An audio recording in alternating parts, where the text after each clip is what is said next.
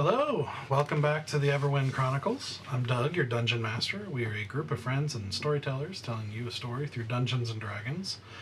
I will say on the front end I have severe dry eye, so if you see me dumping eye drops periodically, just bear with me. It's been really bad today. So, as always, we are going to start off today with some questions for the party to answer in character or for their character. So the first question of the night, what is something your character is trying to improve about themselves?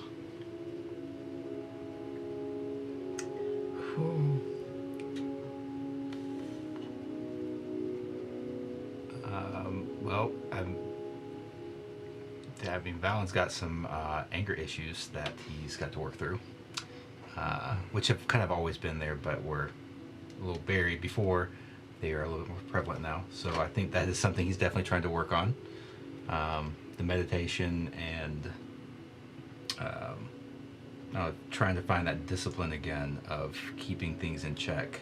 Not burying it, not glossing over it, but like not letting it control him. I think is kind of what he's looking for right now.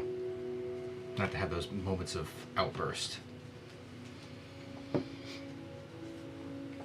Stoke's been working on it for a while now, but he's been trying to basically see bigger picture because he makes rash decisions in the moment of things and doesn't fully contemplate the consequences of his actions. And so he's really been trying to step back before making emotional decisions. Very relevant to your time in Elwyn here.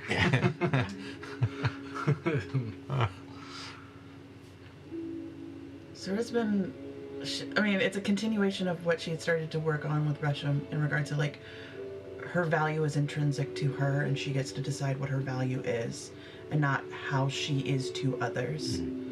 And, like, putting her worth into her relationship to other people. But I think more recently she's starting to take stock of the fact that, like, she just has to be okay with things are not going to be how she's imagined them to be. Like, she cannot manifest things into being in a way that is, like, forcing another person to make a decision they would not have made for themselves. Because I don't think her manifestation was ever, like, a positive manifestation of, like, I want this achievement, so I'm going to work for it. It's like, I'm going to force another person to think and feel the way that I want them to think and feel so that I can be right in this situation. Or I can be the better, good one in this situation. Or I can be loved in this situation. I've been on the other end of that a couple times. Yeah. Sarah did that to Stoic quite a bit. She, like, was trying to make something that wasn't there. And if she kept manipulating enough, she thought she could do it.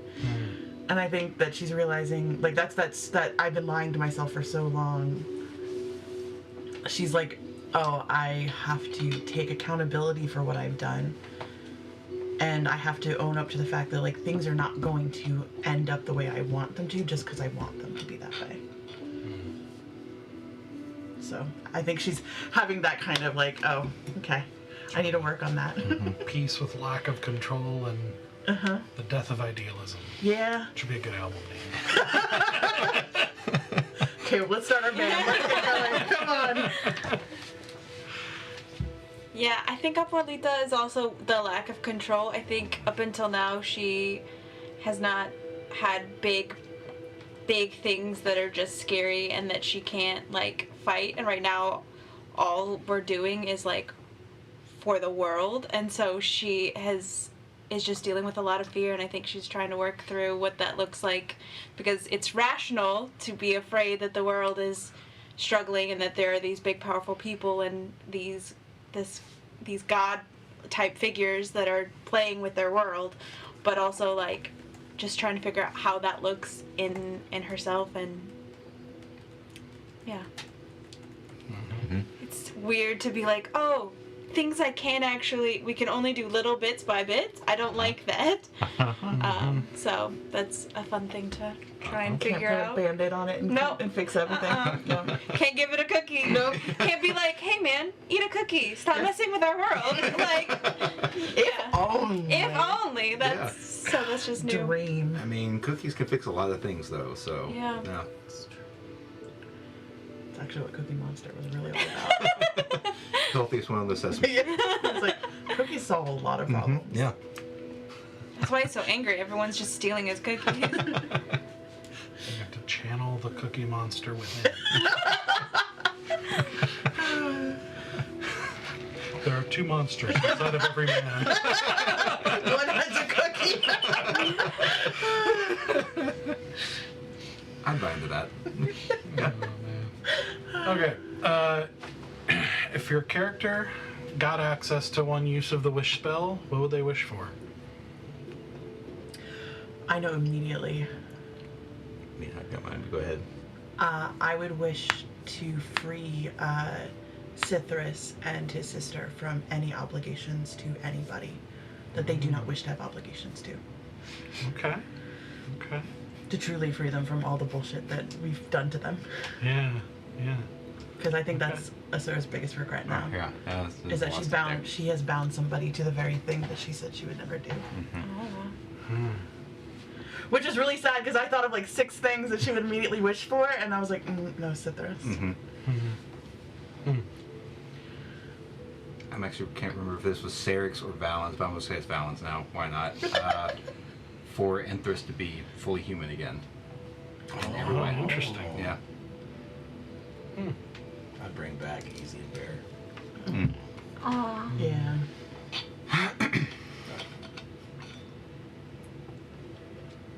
And I can't remember One his name. spell. If I word it correctly, I know how wishes work. It's all in the I language. can't remember his name, Five, but the say 7 little things. Briar. One wish. Briar. Thank you. The fox you fucked up because you left him behind. Yep. I'll bring him back too.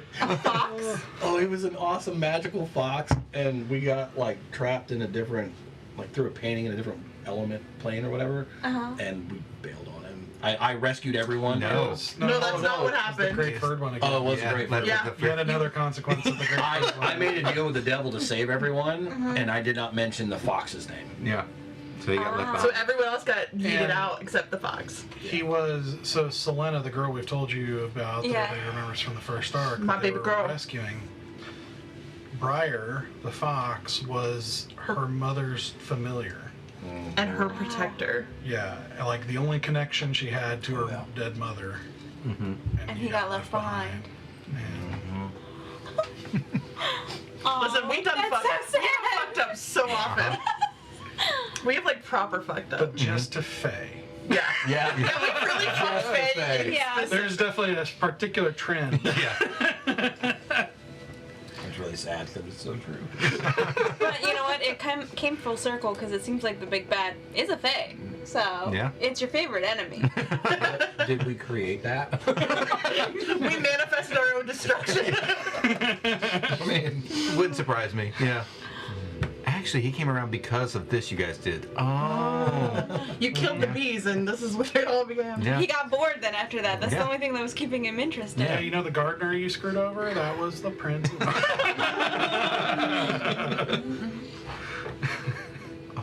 I would want to know the safest path to my husband. I like that you didn't wish for your husband just to be here. You I wish think for she the would path. assume that it would be like if she was like, I wish my husband was here. It'd be like, oh, he came. Like the wish spell is so it jumbles Yeah. your wish, and if she knows the safest path, like by wording it, I mean she has the control to like go find him, and she will know what it is at all times. Versus being like, I wish for my husband to be here, and then be like, great, he's a pile of bones. I'm glad she's part of our team because we would just. Yeah, we would like. I wish you were here. Oh. Yeah, we would have fucked ourselves. Yeah. And your husband. So, Yeah. yeah. No, thank you. I have a boyfriend. I really hate that though. I kind of hate that Asura has a boyfriend, but like at the same time, I love that Asura has a boyfriend. It's more the boyfriend. It's the boy part of the friend. Got I'm it. like, Asura, you could have done better, but he's cute and he's got a golden dragon. I get it. Did you say yours? Easy and Bear. He Yeah, wanted- that's right. And the that's fox. right. On the fox. And the fox. You forgot him again. Already forgot Briar. about him. All right. So, the party had finished their mission in Lyrandil and through a variety of circumstances found their way back to the city of Elduin in Carandia.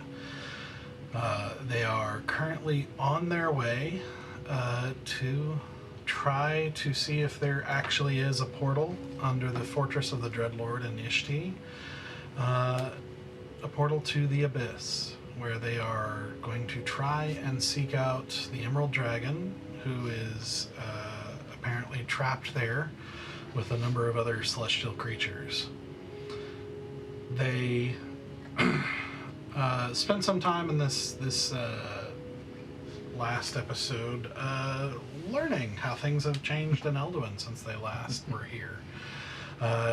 Including all of the things in the Stoic Shadow, as part of the Great Furred One's curse.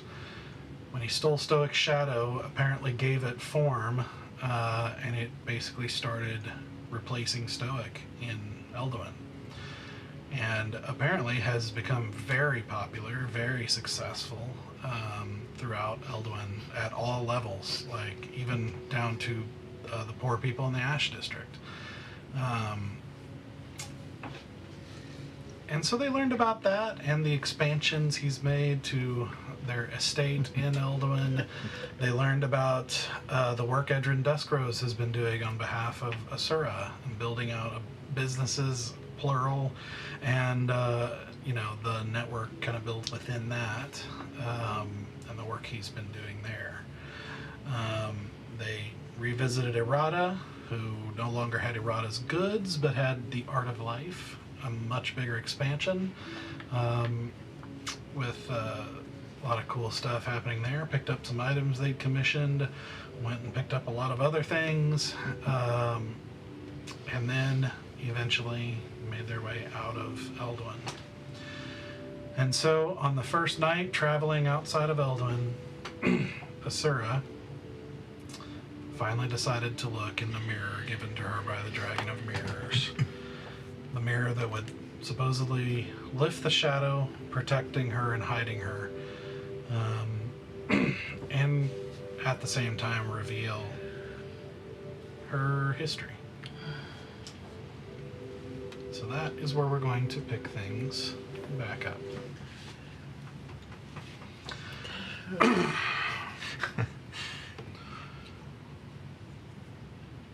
You hold the mirror up and look into it. And it's not quite like shifting planes. You actually don't even feel anything. But you do realize your vision's dark. You're conscious, but it's odd. It's like you're almost not noticing that you transitioned. But then you hear a voice, like an older woman's voice. It says, she'll be all right, but the child within will not survive the birth. And then you hear a man's voice. Fetch me the heretic in the dungeon. You see a small room with a fireplace half burnt out. You see a noble in strange robes, a garb you've never seen before, but seems highborn or religious. It's foreign, so it's hard to tell. It's at least not poor. You see a woman covered in sweat, drained of color, exhausted after childbirth, but lying on a bed but alert, surrounded by an angry husband, and this angry husband that's well dressed, and concerned and fearful midwives, one of whom is holding a sickly newborn human nearing death. Then the vision shifts again, and you see a wandering wizard in dirty red robes stands before them, a practitioner of forbidden magics, imprisoned for heresy, who stands warning them that help is possible, but always comes with a price. The woman pleads with her husband from the bed, saying, "This is not worth it. You would endanger your soul, and if anyone found out, if she found out, you know what would happen. Silence, the man snaps. This child was prophesied. I will do whatever it takes to see that vision come to pass. There is no calm in that man's face, only fanaticism. When the ends know their glory, the means are made righteous. So the wizard opens the book, a book the color of old dried blood, with a soft crackle as the smell of sulfur and smoke fills the room, and he begins his ritual. A symbol is drawn on the floor, and as he chants, the symbol begins to blaze with embers of fire, tongues beginning to jump up higher and higher, and then, in the flame, a horned figure. Red skin with cruel burning eyes appears and speaks in a guttural infernal, negotiating a price, but no one present can hear them speak as he speaks with the man. After some time, a smile creeps on the face of the horned figure. I accept your sacrifice. A fiery hand reaches out, and fire arcs to the baby's head as it suddenly jerks to life with a blood-curdling scream. Alive and well, but its head now marked with snow-white hair. The man looks down at the child come to life in the midwife's arms and reaches for it. And the midwife gives it to him as the horned figure says, "The price." The man gazes at the child in his arms with a zealous look, and then suddenly grabs the arm of the midwife. The woman in bed says, "What are you doing?" but falls back again in pain, too weak to move, and the man thrusts the midwife into the flames. And the scene extinguishes in a flash. You then see a string of visions. The midwife, a pretty face covered in soot, under dirty curly auburn hair and dark blue eyes, stands at perhaps a bit over 5 feet, stripped and given tattered rags to wear, chained with great black shackles, and chained to a long line of thousands of creatures marching through a barren wasteland as great horned beasts watch over them, whipping and beating them as they go. You see her walked into a marketplace larger than Elduin, full of strange creatures and beings, many in cages and shackles, many walking about. You see various creatures of all shapes and sizes, buying, selling, haggling, trading, and betting other creatures. You see the midwife passed from owner to owner, lost to bets, won in fights, traded for other creatures, traded for other deals. It all blurs together, and all of them yield new pain and suffering. You see the vision shift to an enormous banquet hall of red marble and dark red iron columns stretching high into the air as a collection of horned creatures feast at a enormous table with various humanoid bodies and other creatures stretched out over it and gutted as the devils feast upon the flesh and other spiritual substances, as an enormous fat horned devil sits at the head of the table and drinks and laughs as the midwife waits off to the side of the chamber in a line of other slaves chosen for that feast's entertainment, creatures for his guests to torture. There is a sudden commotion and screeches as the horned creatures at the table begin scrambling away from it, off across the floor, as the doors open to the chamber and a hooded, cloaked humanoid figure enters the great banquet hall. The drink at the enormous fat devil's lips frozen. The figure walks with calmness and purpose, and you see the fabric of this reality seem to warp slightly around it as he passes, as if the very nature of this realm makes room for him. She does not have to learn his name. Somehow her very soul knows the answer, as if it permeates the entire environment. Asmodeus, the Lord of all the nine hells, has arrived. The fat creature stutters.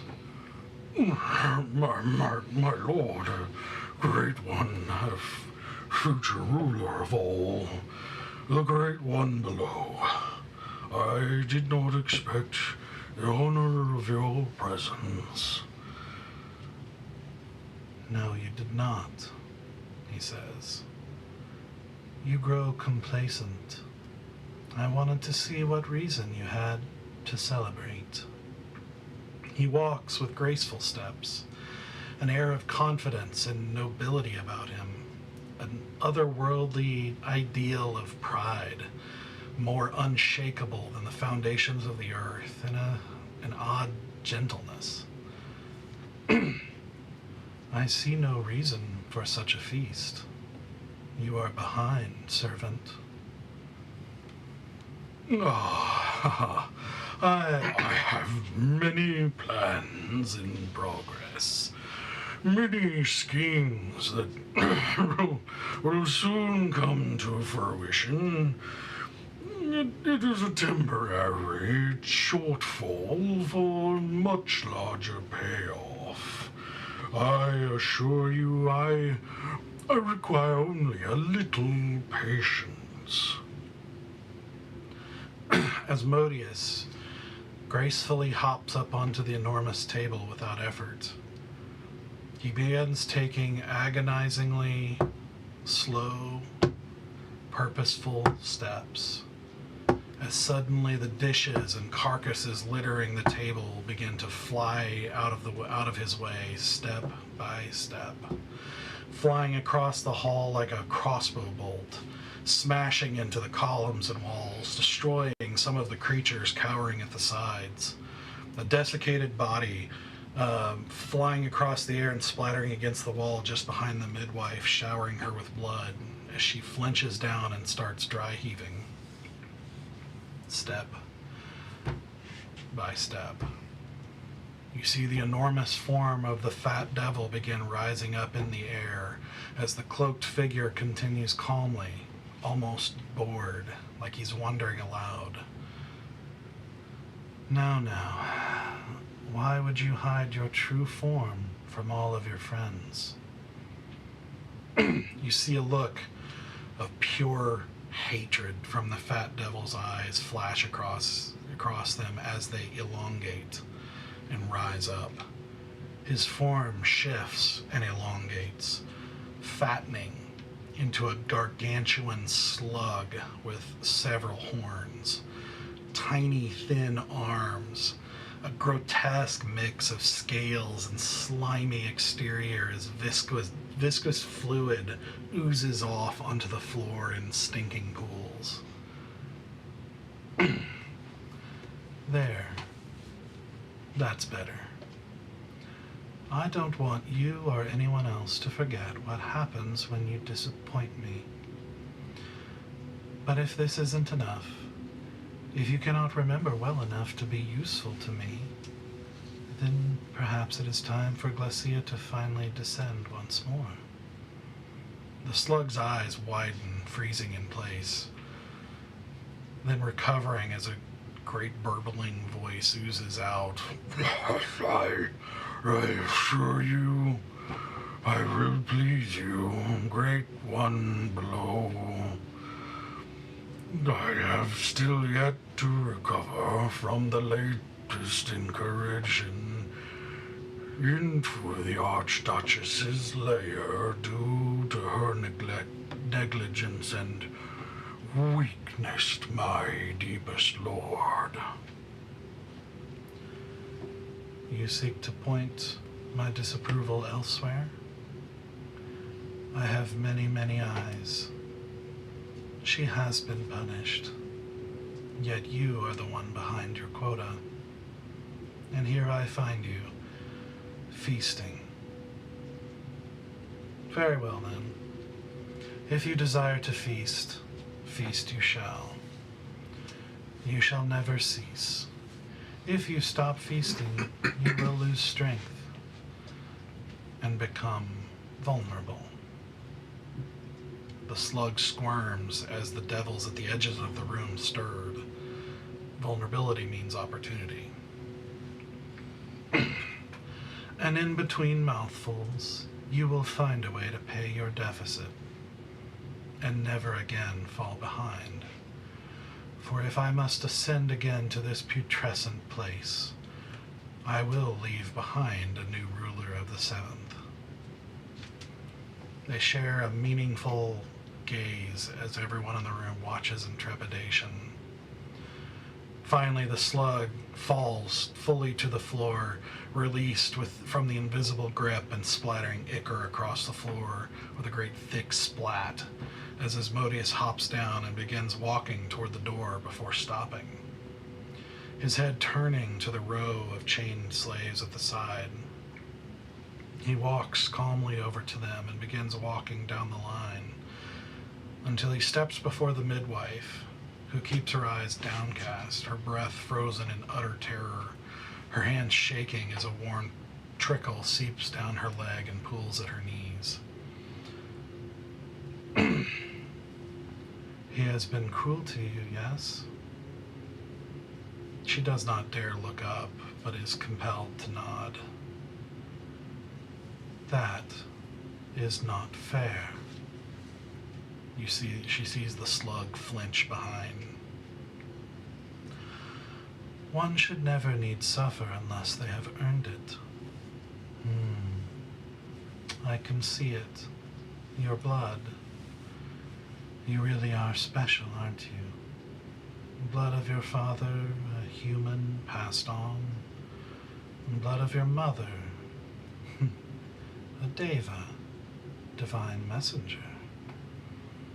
She trembles in fearful awe. What could be hidden from this being?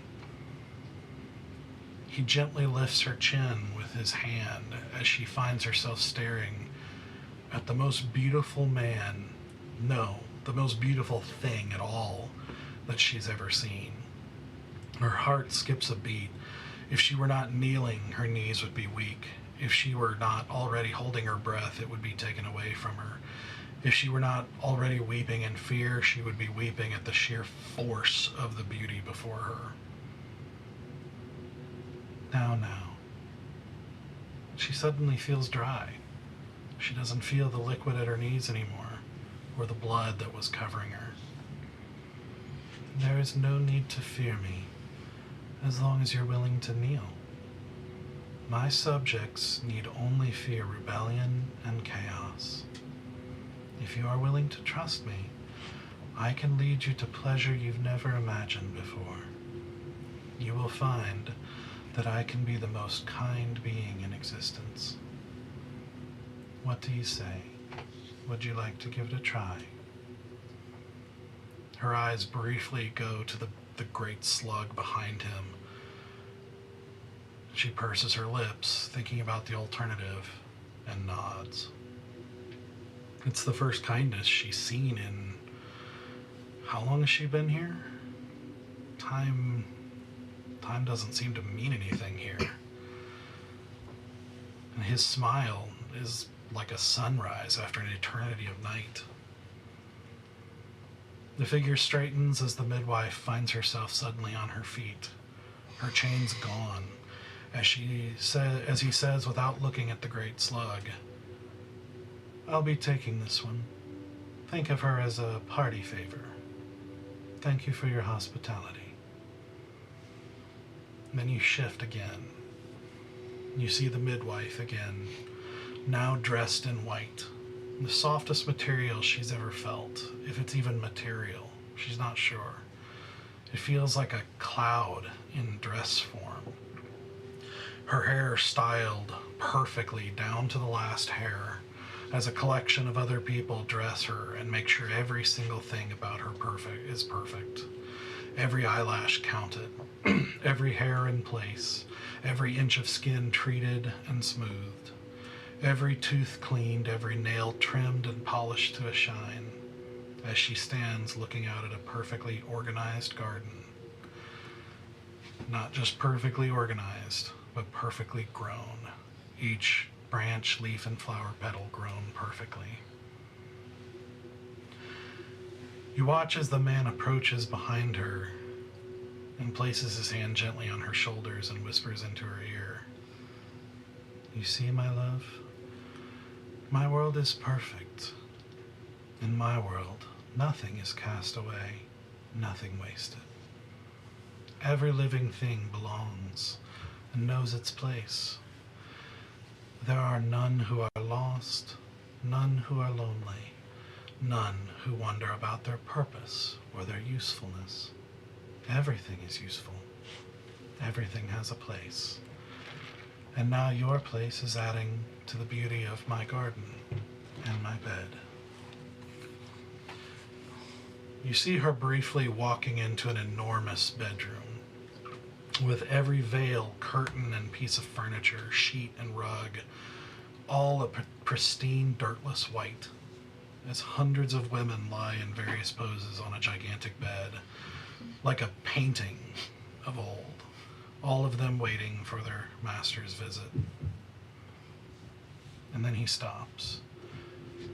You see him notice a small wrinkle in the sheet near one of the women, who he beckons to stand before him as he says, "What have I done to deserve such a lax in duty? Do you hate me so much? Have I not provided for you great pleasures and met every need? Have I not provided you a great place of honor in the greatest of all houses?" The woman, her face expressionless, says, "You have and more, great lord. This and so much more. I do not deserve a single thing you've done for me. My mistake is unforgivable." He says, "No, not unforgivable. But penance must be made as a reminder.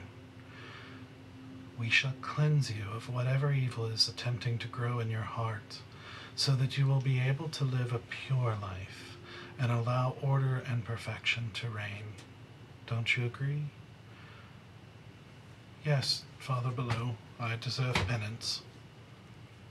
The smallest tremble can be seen in the woman's hand as she suddenly disappears to an unknown place for this penance. But the midwife swears that she can hear her scream added to the constant backdrop of distant screams surrounding the place, but she can't be sure. The vision shifts again.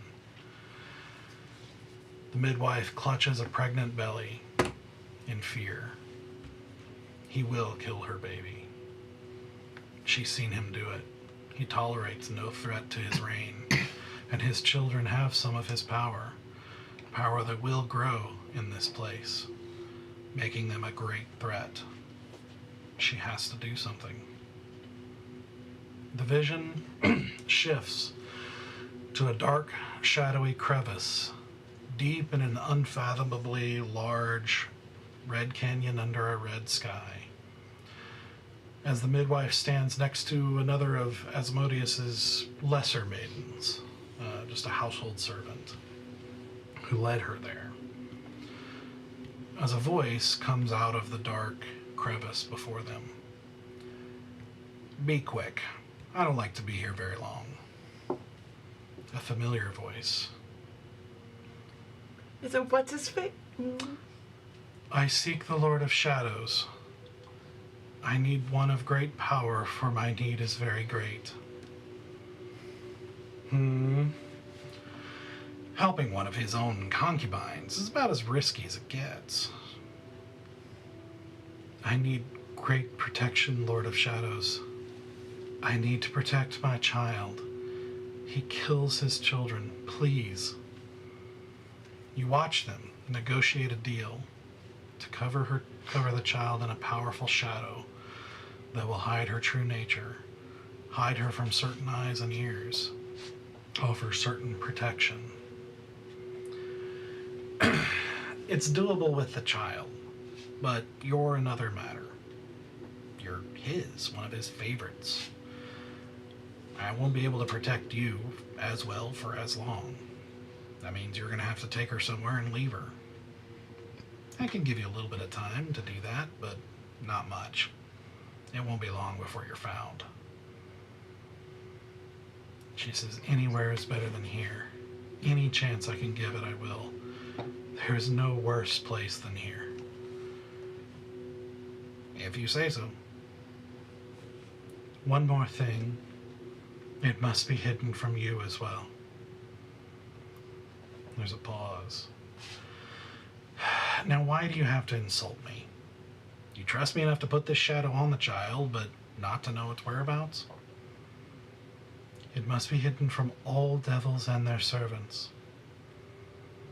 There's another long pause before the voice says, Fine, sign here, please. A scroll appears before her with an enormous amount of writing. She tries to read it at first, but the other woman with her hurries her, looking around nervously. It's only a matter of time before they're noticed to be gone. And so the midwife signs her name, Marithia. Excellent. Now, I do apologize for this next part. It's going to be extraordinarily painful. And she says, What? Well, the baby must be removed to receive this blessing. Marithia suddenly clutches her stomach, doubling over and screaming in pain. Sound suddenly cut short by silencing magic. After the deed is done, Marithia, laying on the ground, covered in blood, her stomach cauterized shut and partially healed and unconscious. You see the other woman who brought Marithia there strike her own bargain. She cannot go back, so she makes a deal to return to the material realm. Protected and hidden, which is possible because she's of little importance. And in exchange, she is given the ability to create devil's contracts, and those who break them belong to the Lord of Shadows. A woman who was much older when you encountered her, a keeper of secrets. Sorry, you can't silence this.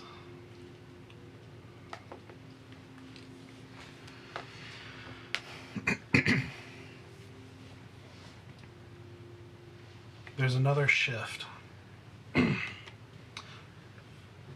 see her waking up deep in the desert under vivid stars, her white dress now in charred tatters, covered in her own blood, glowing with cold desert night air.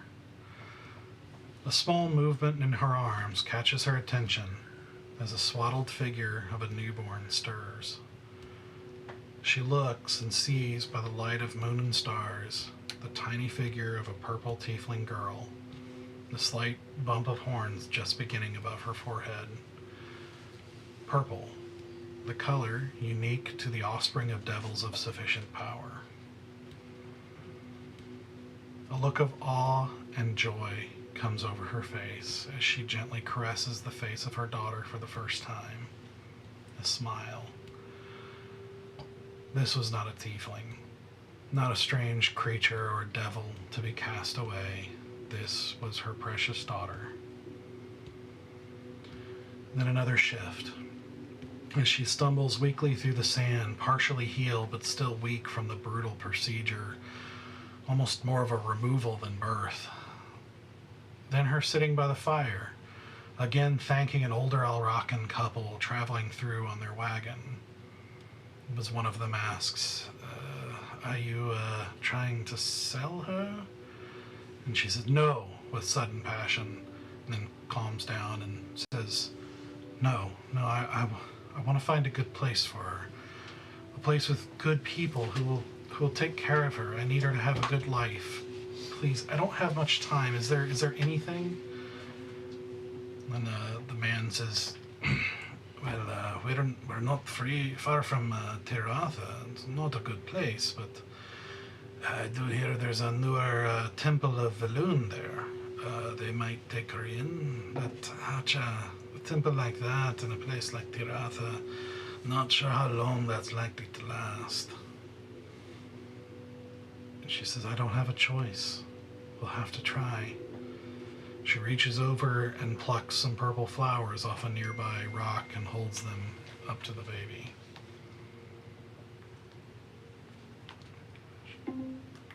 Sorry, my stuff is freaking out and I cannot silence it for some reason.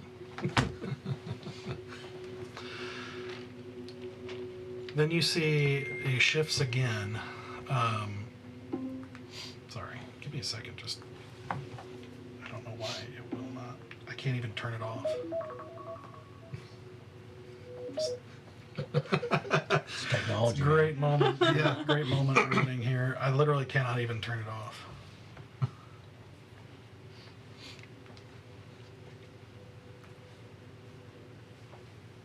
Okay, here we go. You then see your vision shift as the couple's wagon is chased by desert bandits through the night. The couple eventually being shot off the wagon, but the loss of the weight allows Mirthia to gain some distance. She rides wildly into Tiratha, barreling through the night streets as she tries to follow the couple's information on where the temple is. And finally she spots it, pulling the horse up to a sliding stop in the sandy streets. She jumps down, taking a moment to kiss the baby's forehead as she gets low with it and lays it gently on the steps before the door. Oh, my love, we only had a day, and I didn't even name you. I won't give you a rushed name, so you'll have to earn one of your own. She looks briefly up at the Temple of Valoon. If any of you are listening, take her into your protection, please, and eventually, somehow, make sure she knows she is loved. She then bashes on the door 3 times, startling the child and causing it to cry. She hops back on the wagon and dashes back the way she came, hoping to lead her pursuers away from the child on the steps of the Temple of Valoon that you now know would soon be driven out of town and the children there taken. And then black. You hear Alania's voice. Child of paradox, one day you will have to make a choice. Heat. Armored knees bent, hitting the brimstone ground in unison. Briefly shouting in unison, something in an evil tongue, a title of some sort, both familiar and alien, as enormous red dragons roar in triumph overhead. You see dark, twisted creatures falling to you left and right as your sword swings, tirelessly like the wrath of a god in a land of eternal red.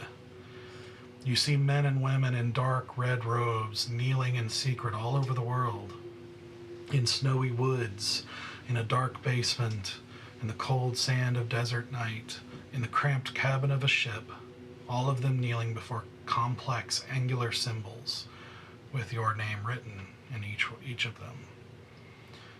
You see your enemies, the tieflings who bullied, mistreated, abused, and wronged you growing up, the Alrakans who felt so distant and sometimes disdainful toward you, the Shigorans who looked at you with hunger in their eyes for potential slavery and profit, the mortal races who rejected and alienated and discriminated against you everywhere you went, even the enemies you have now, all of them chained together in endless lines of chained prisoners being brought before you for judgment. You see a literal mountain of skulls, and at the very top, in blood-red gold, blazing with fire at the edges, a throne. With an armored purple half-devil sitting on it, a blade of fire propped against it at her side, a glowing hot bow of molten metal sitting across her lap as fiery wings spread out behind her, as the chants of her legions rise up with her name and title, Asura, Mistress of Flame, daughter of Asmodeus.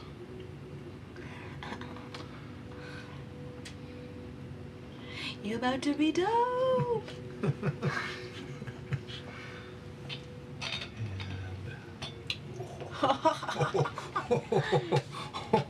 I said, fuck a shirt.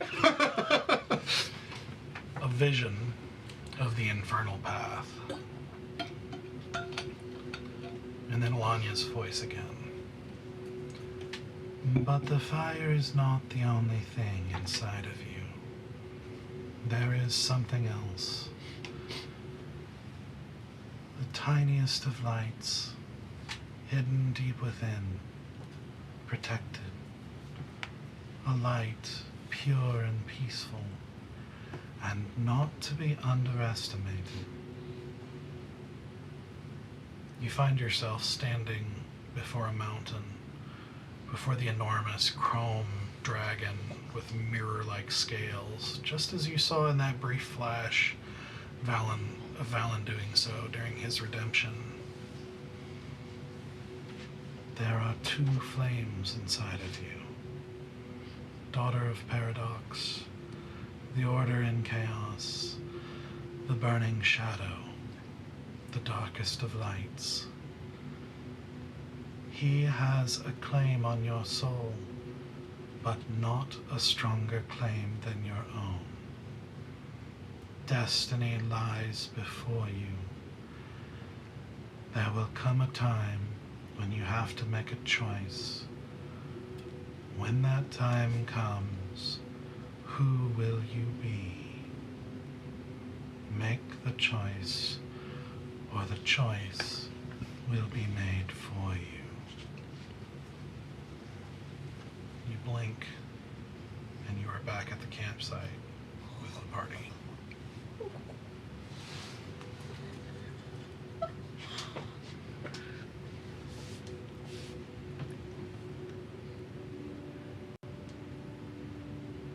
It's like a scream comes out of Asura, but it's not one of like gravity. It's like a scream that had been sitting inside for a very, very long time. It's like a scream of like relief and torture and love and pain and comfort and fear and every like ounce of something that has lived in that dark part of her brain that she never wanted to touch, all coming out at once. And you just watch this like sound leave her, and she just collapses with the mirror like just wherever it falls, and she just like crumples. Sir, are you alright? Right over. Can we come over? Please hold me. Yeah, I got you. And she's like grabbing for flesh wherever she can, like just someone to like anchor her to reality for a second.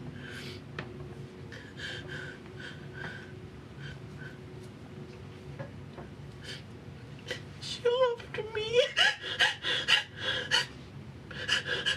You saw your mom. She loved me. He did terrible things, but she loved me.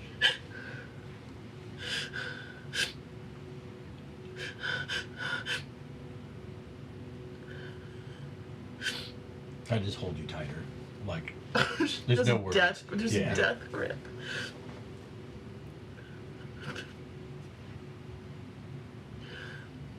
I saw my father for the third time. Is it who we feared? And I saw his face.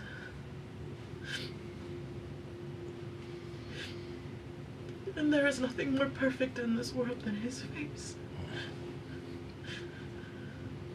There's nothing so terrifying than his calmness. And his words are filled with nothing but emptiness and shaded in love.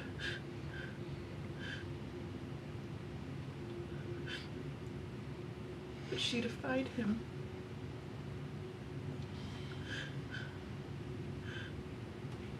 But she was...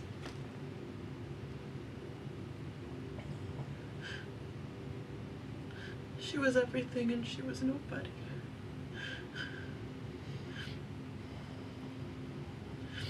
She wasn't a nobody, she was your mother.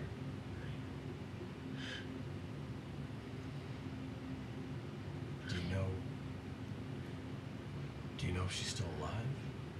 Did you see any of that in your visions?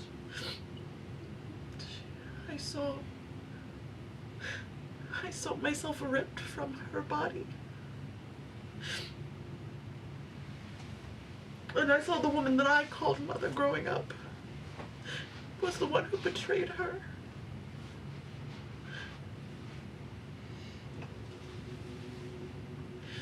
And then used me to get souls. No. Yeah. Sorry. Who? That was not the woman? The woman who escorted, who showed Yeah. Marithia and introduced her was the keeper. And Oh, it was the old lady keeper. It's The Kodressa, Kotox the one that keeper. is the reason he lost his soul. Yeah, Oh, Kotox that's right. keeper. Yep. Yeah. That's- Kotox So she keeper. manipulated that contract to Yeah. fuck him over, to fuck any of us That was the over. power she gained, was to sign contracts on his behalf. Yeah. And I saw the keeper. And you saw Bolgash. And I saw, Or heard Bolgash. I saw, you know who stole your soul. He was the shadow keeper. So, the devil that ruined me was the one that helped protect you? In a roundabout way. He was forced into a contract by my mother. It's not so much that he helped, as that he got what he wanted out of a contract. But the keeper had also signed a contract. What did he want out of the contract?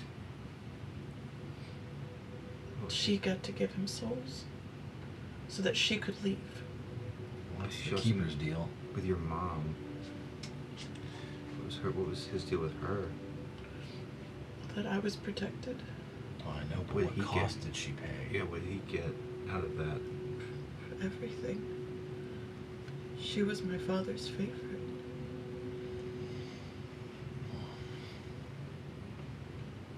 I wonder if he did it just to spite Asmodeus. Of course he did. That's all the devils do. Plans within plans within plans to just ruin each other.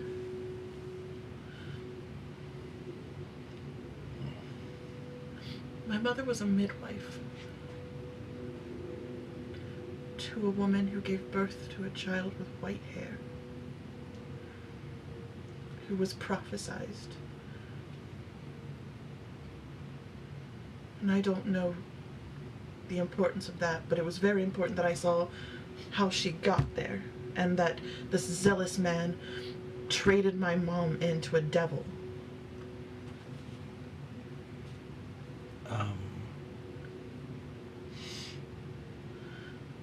Yeah. Isn't that? I don't know. Don't we know someone with white hair? I don't with know. Zealous parents? Does the symbolism that the zealous man had on, did any of that sound like what we had heard about or seen before in any of our other visions about the white-haired girl? The white-haired girl. The one who was with what's his face, the one that the shield knows. The one that we've been hunting with the like. Oh, you're not sure what. There wasn't like symbols really. There wasn't anything to like. There wasn't, like emblems or anything like that that would be indicative of who I or don't know what if they it's were. relevant or if it was just I needed to see what happened to her. Okay. I have thoughts, but I'm keep them to myself. What's a deva? I don't know what David is. Roll a Would religion I check. know? Can I as well? Sure. Say religion check? Mm-hmm. Let's see if I have anything for that. 10.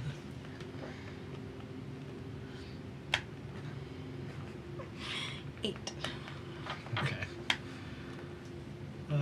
Do you want me to try to roll anything? I mean, What do you want me to roll? A history or religion? Religion. 1. Natural 1. No idea. No clue. Why do you ask? Asmodeus said that my mother had a Deva ancestry. That her mother was a Deva. And something about angelic messenger. Divine messenger. Divine messenger.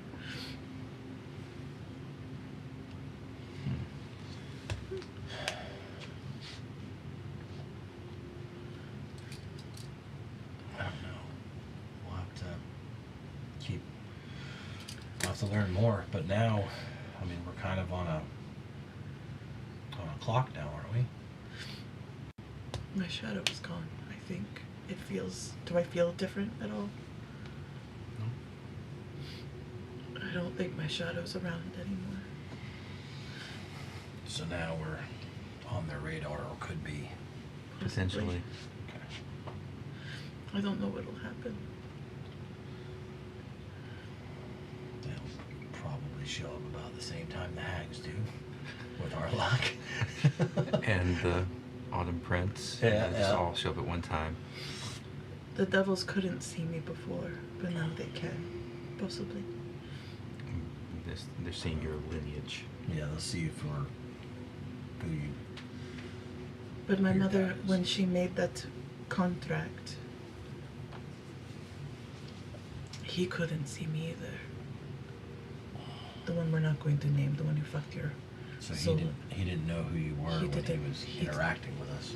I don't think he did. Because my mother said hide from everyone, including you.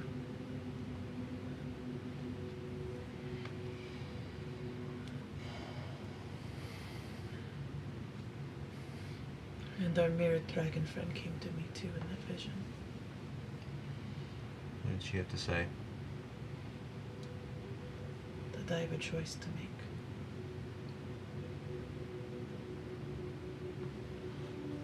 What's your choice? I don't know yet. But she showed me what I could be.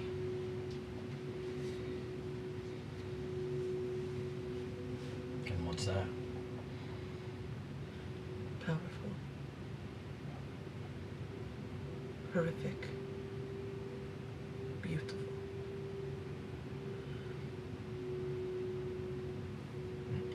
My father's daughter.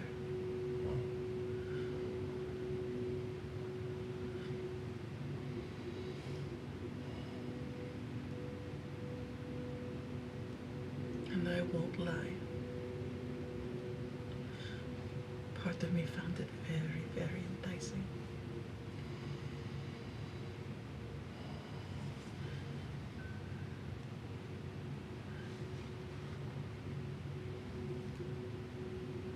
Part of me still finds it very enticing.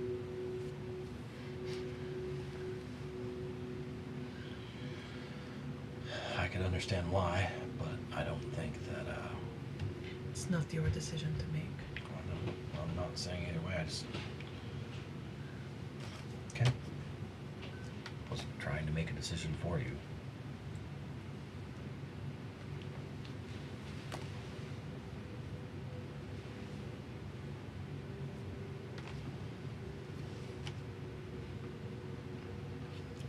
Who needs power and beauty when I have a cup of tea for you? I do like tea. Come sit back up. Let's get into a sitting position again. I'm gonna hand you a fresh pot of a cup of tea. Can I like grab the mirror and cover it or something? Yeah, as you do. I'm not trying to look in it. I'm just gonna cover it. No, just weird artifact. But I mean, as you do, you actually see engraved writing has appeared on the frame of it that says, "The vision now past, convey this mirror to my emerald love." Oh, it's for your. Mhm. So maybe I should give it to you.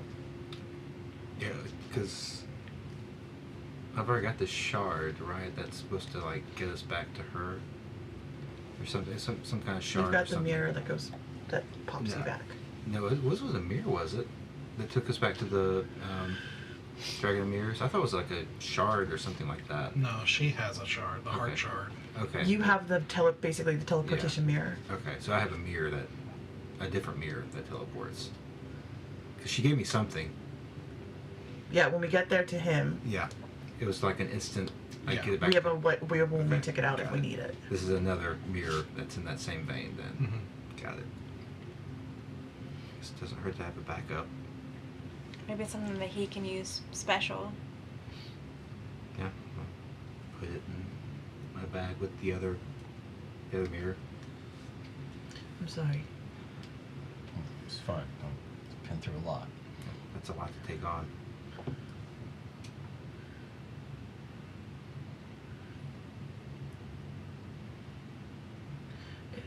I kind of liked it when it was just a guess. And I thought I could be wrong.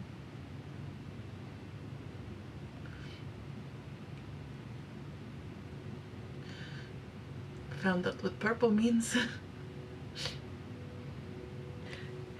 You are not gifted this unless you are very high up. Some fancy blood running through my veins.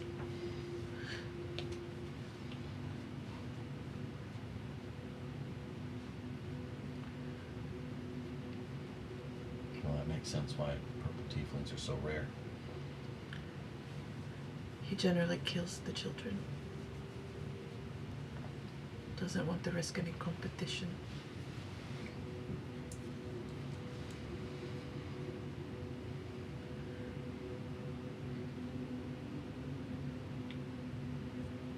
Do you have I don't know, access to that power here and now? I don't know. I don't feel like I have anything. I wouldn't even know what it looked like if I did. Other than what I've always been able to do. Which is plenty.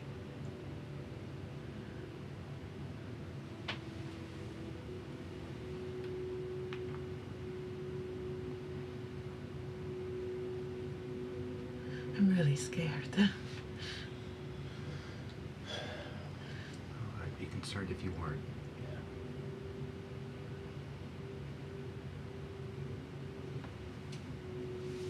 Can I be a little spoon tonight? Sure.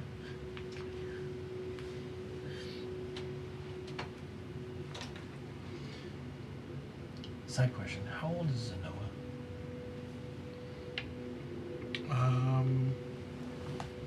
She's my age, or like a little bit older than me. Yeah, she's around her age. I'm just. I see where you're going with I that. was trying to think who do we know that has white hair and a zealous father. And so I don't know, but Oh like, my god, if that was Noah! If my mom was like traded in for Noah's life! but that's where my head went. So I don't.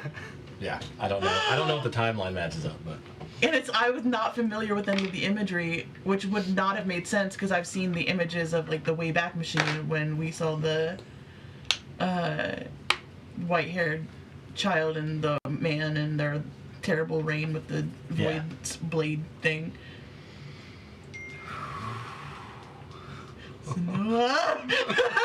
Oh. that's where my mind went. What's your parents look like? And what is the emblem of your 'Cause country? none of us know. Yeah. Nope. Well, like I said, that division didn't have any emblems. Like there was nothing. But it was like a marking- color scheme that seemed very specific Well, to it just looked nice clothing, or you weren't sure what it was. Yeah. It was just, but it didn't have any symbols or anything on it. Like nothing that would like identify. per We se, know what the so- mom looks like though. Yeah, I don't. Yeah, I know. I mean, I know. Yeah, I mean, if you saw any of the individuals in the dream, Yeah. or from that. If I saw like an image of any of them, I'd be able to recognize it Yeah. because I saw everyone's faces. So if we ever run into Zenoa's dad, you'll know. Well, and I'd also want to know who that wizard was, the like old Oh, yeah. crumply wizard man, because he said he was like in a crumply old red cloak. Yeah, just some sort of traveling. But I didn't. Did I get a good look at what he looked like too? Yeah, nothing you've ever seen before. Just kind of a. Was he human or notes? Like elf or... Human. Oh my god, is that was it? We did keep saying that we have very similar lives. And which god was Valoon again? Valoon. I could look it up. I've got the notes. Valoon is the goddess of air, freedom, perspective, and sight. You are familiar because when you went to Tiratha, the Paladin Order was the Order of Valoon. They told you the story about how a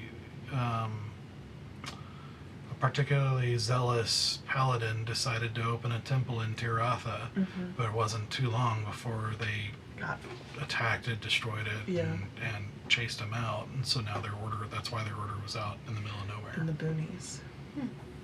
Oh, that's even worse!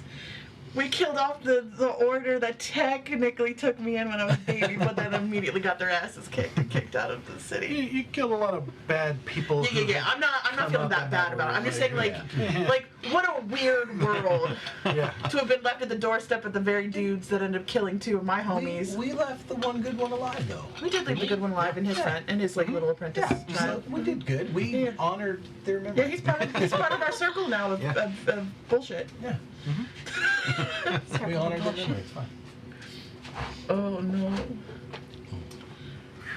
I'm not gonna lie, that's cool as shit. Right?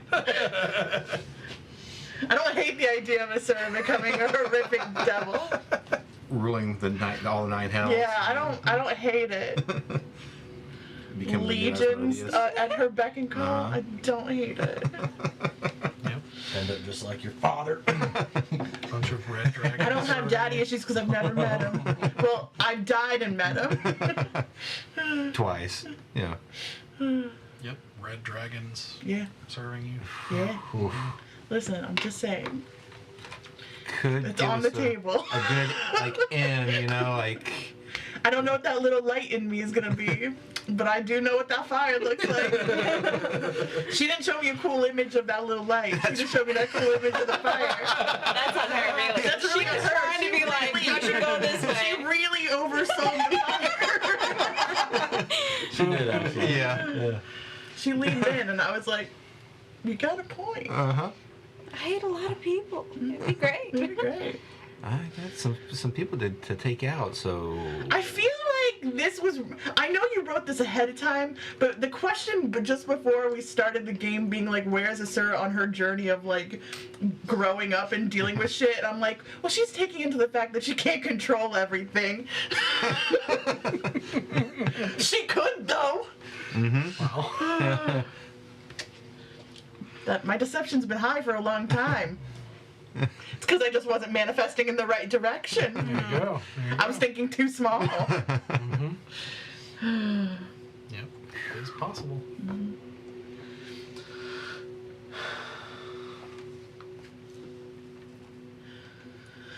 So, yeah, so what's next? What do you want to do with that information? Nothing I can really do with that information right now. I have it.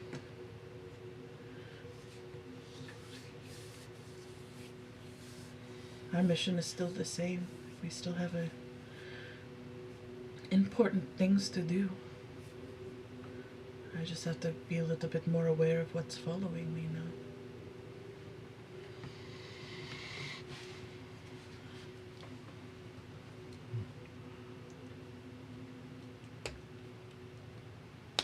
Think we've got your back? Definitely.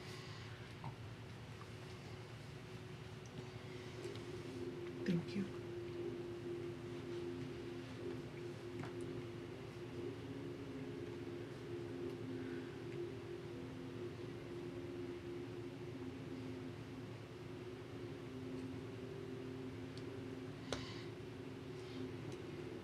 all right.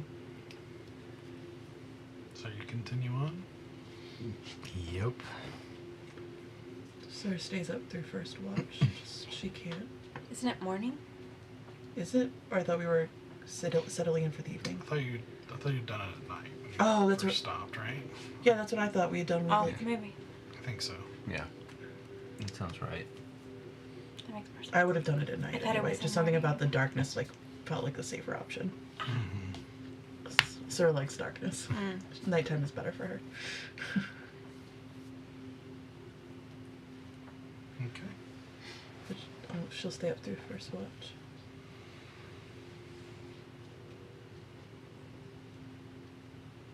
Okay.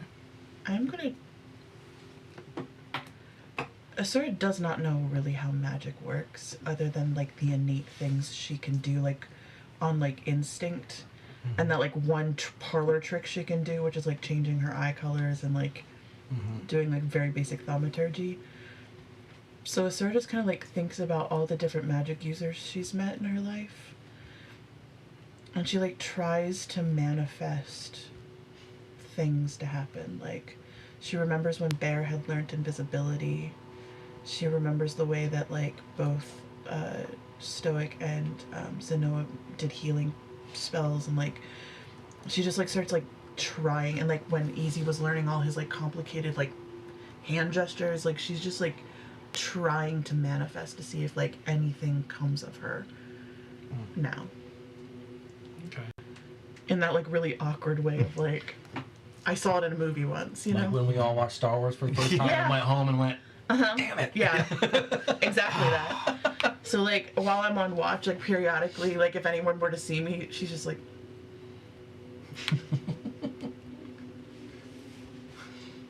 just if anything happens. Okay. You know, trying a few different things, trying a few different, you know, gestures and ways of thinking and feeling and all that. But nothing really happens. After a while, she just gets frustrated a little bit because there's a little part of her was like, maybe there is some innate magic in me now. I fucking hate magic, but like it's better to have access to it than not, I guess. So you like if anyone were to see Asura's eyes, she like Rolodexes through like every eye she's like ever changed her eye color into. Like you just see everybody's eyes. Like you see Selena's eyes, you see Kotok's eyes, you see Resham's eyes, you see like everybody she's ever imitated. Like you see all of your eyes. Like she just starts Rolodexing through eyes, just like to give herself something, a feeling of like any sort of skill that she has possessed that is not through like the tactile awareness of her body, but like whatever innateness is in her, trying to find that. Where does it source? Like she's Cast trying to. Hellish Rebuke just for fun. I can't unless someone hits me. And if I hit myself, then I rebuke myself.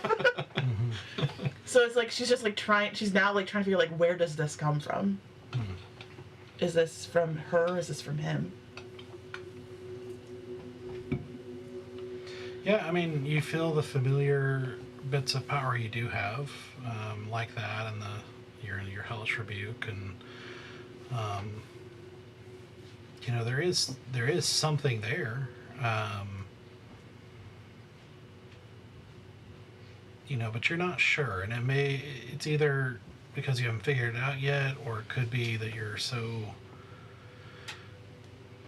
not exactly in a flow state, you know, you're not exactly in a focused, like, disciplined state of mind. You know, I'm like it's like this is- brute forcing something into existence. yeah. Whatever the reason, nothing seems to be different or happening yet. That's about it.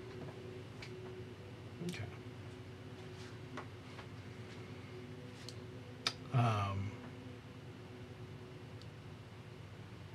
So, as the night passes, you go through your watches, you do eventually find sleep.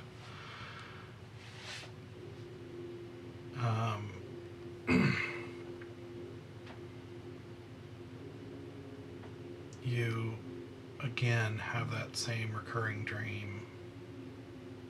That man, long flowing hair, of unimaginable beauty reaching out.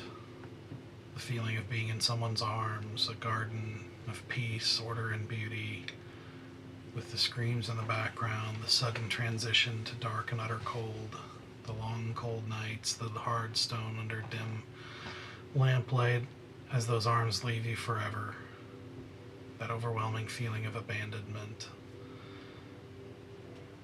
and then the flash of that man in that cloak, that cape of incredible detail, the moving one, as he turns, and this time turns fully around. You see the same face you saw in the vision, as he says, "There you are."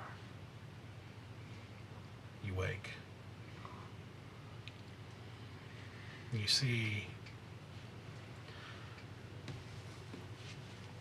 Abuelita in the dark standing over you. As you hear, "Well, things just got real interesting." Oh. You who have not been through this before, you are not conscious of anything right now. Oh, great.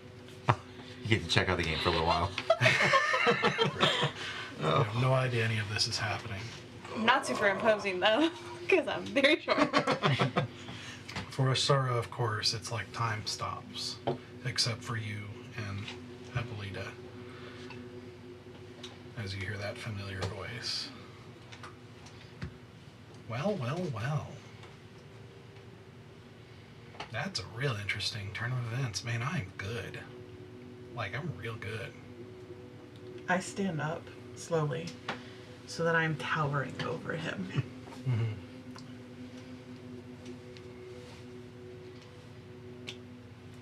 You did a great job. You should be so proud of yourself. You know, Bear had this problem too. It's pronounced thank you. Well, you didn't do it for me, so why should I thank you? Yeah, but you benefited. Did I? Well, I would think so. I think you're in a much better state than you would have been if you had been left in his palace. Good job.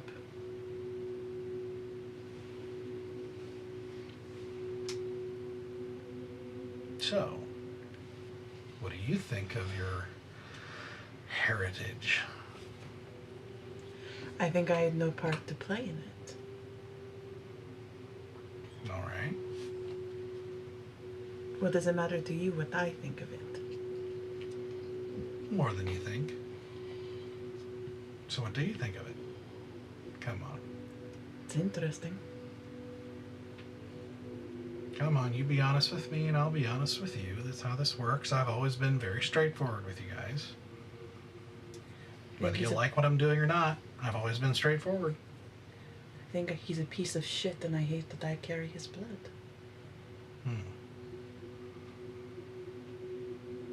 Well, that's good to hear. Is it? Oh, I think so. Why do you think so? Because I want you to help me kill him. Why would I help you kill him? Why would you help me? Why would you answer that for yourself? No, I'm Why trying would to you help understand. me kill him? I'm trying to understand why you want to kill him. Oh, do I really have to spell it out for you? I can do Yes. a better job than he can. In what ways? In every way. You're not really selling on me if you want me to help you. You got to sell me on it. Listen, What do you possess? You don't live long enough for me to explain all the ways that which I would be better. And I mean that quite literally. You don't live long enough.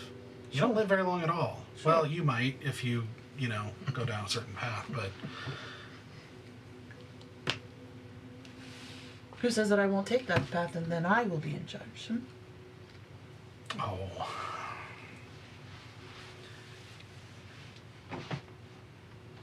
I hate to break it to you. You will not be able to overcome him. Not without me, because I've literally spent millennia planning this out. There is a moment, there is an opportunity, unlike any before, that will be presented to get this done. Something you can do with my help.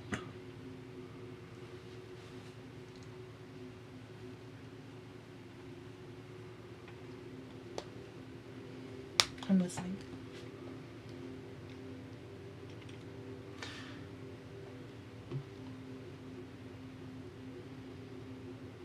The deal is this.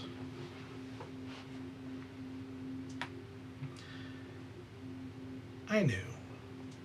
Now that I remember everything, now that I know, the power's lifted and all that, I knew when I made that deal with your mom that he'd find her again. And it wouldn't take long. He really doesn't like when his favorites go missing.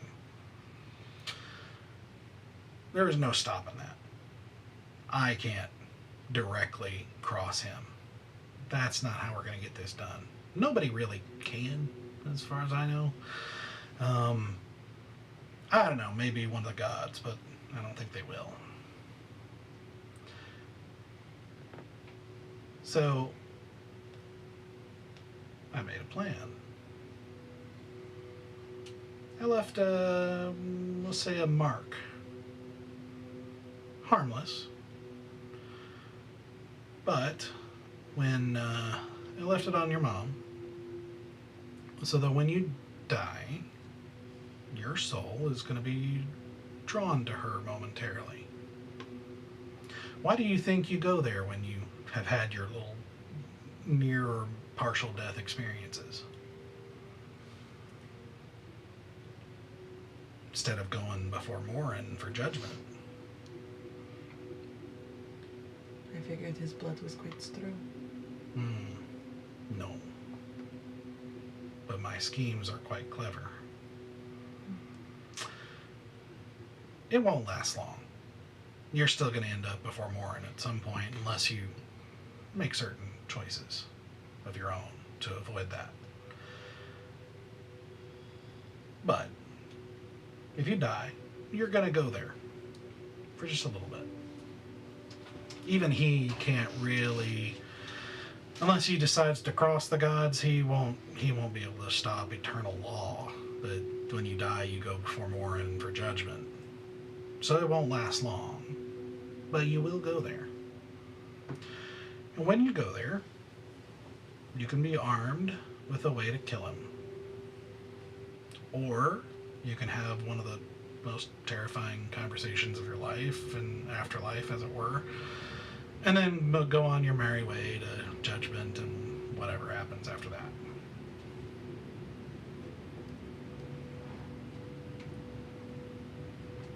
Now, I mean, if you do this the right way, especially with my help, I would certainly be willing to help you embrace your heritage in the right way. To take all that power that you've got latent inside of you, make it something usable, make it something great.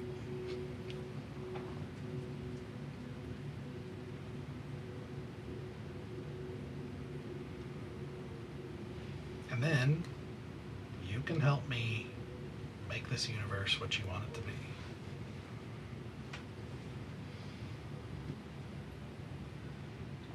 All the things you think are wrong with the world, get a chance to fix. You want to make sure all those kids, there's no kids ever are orphans again, you can do that.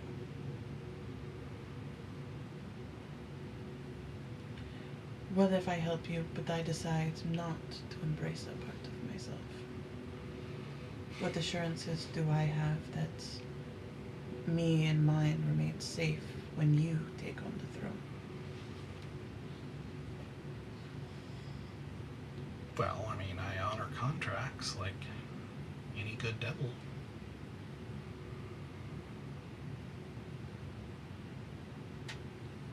Maybe a poor choice of words, but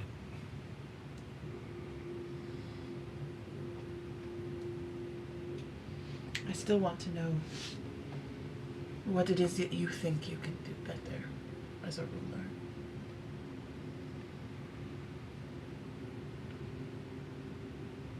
Well, I think he's got a lot of the right ideas. I mean, chaos is a really, really bad thing for the universe. It's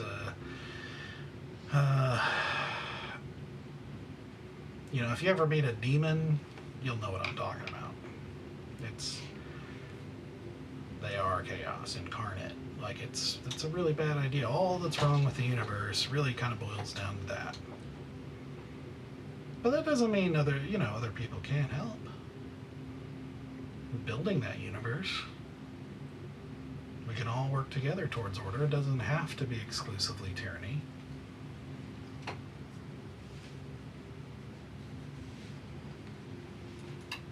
I mean, yeah, there has to be a guy on top, but if that guy is going to listen, and I think I have demonstrated myself as different from all those other devils, in all our dealings, have you not seen someone reasonable?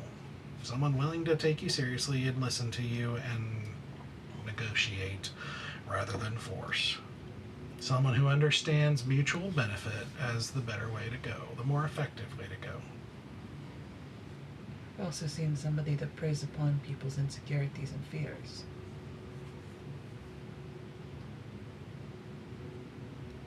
Are you going to tell me you don't? Yeah, that's what I thought. Like I said, let's be honest with each other. We're both doing what we got to do for the greater good.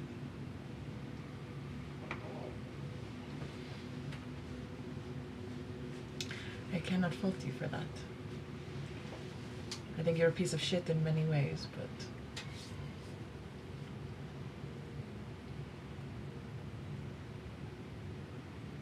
I mean, look at the alternative. Do you want me or good old Dad? You know what he is. don't particularly care for either of you, to be perfectly honest.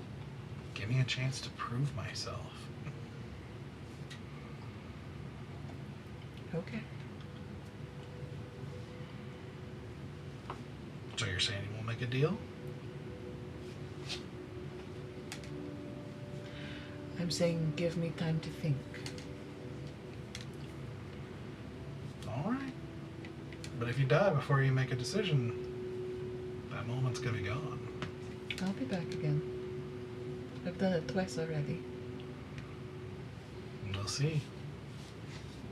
See if Ixie's gonna be on your side. Ixie doesn't take sides.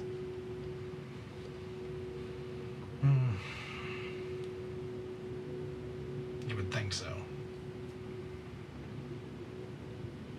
You know what? I guess you're right.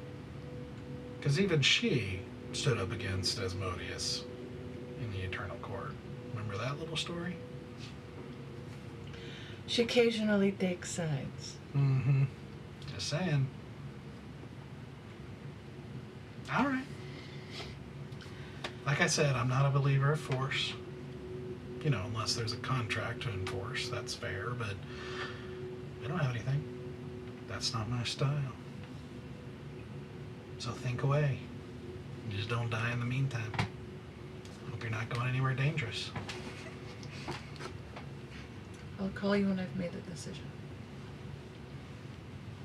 I'll be listening.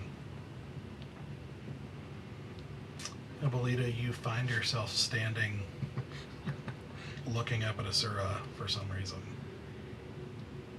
Did I sleepwalk? In the manner of speaking, yes. I haven't done that since I was a real little girl and I used to throw things out in the rain. Mm-hmm. You okay? Yep. Just kind of startled me a little bit. Sorry. It's not your fault. You didn't do anything wrong. You had a big day yesterday. Bigger days ahead. Yeah. Let's make some breakfast. Yeah. I'm gonna go for a quick run. Okay. I'm gonna go out for my morning run. Okay. So, unless there's something specific you want to do, breakfast and pack up and start heading Mm-hmm. to Lessa, where you spend a few days traveling the countryside.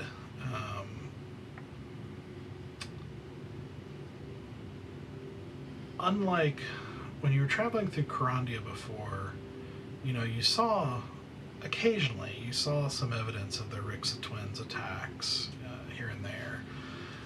But this time, the damage is worse, more frequent, and stranger.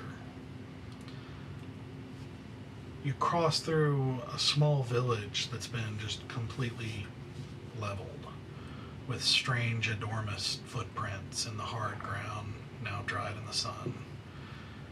You see portions of another town that seem to have seen some sort of explosion. You cross a town square in another town, littered with thousands of tiny bodies that resemble some sort of demonic or devilish creature. You see a barn passing by at some point, half collapsed, with some sort of large leathery creature with wings riddled with arrows, lying still where it crashed, but too big to move so that the barn was just abandoned. Vultures and crows you watch land on it, but then fly off, refusing to eat it. You occasionally meet some of these creatures on your own, but nothing that you can't fend off pretty easily. But every day you see new evidence of a growing reality. The veil is continuing to weaken. The plains are bleeding. But eventually you do find your way to Lessa, where you meet up with a man named Baladin, quiet but knowledgeable guide. That was your connection from Edrin, who hooks you up with a small guarded trade caravan that is making its way eventually toward the Garden of Remembrance, but is making a stop in the capital of Ishti, which you learn is called Soul's March, the city where the Dreadlord's fortress is.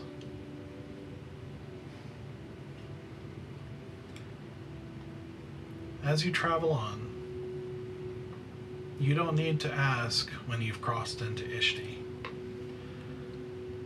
An overcast sky of unusually dark tone creeps over the sky, and the land itself gets darker.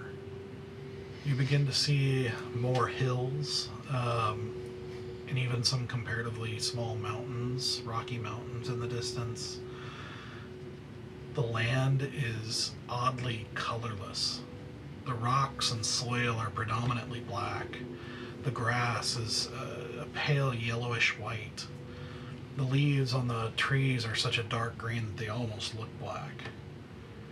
To Stoic, something about it reminds you a little bit of the Shadow Realm.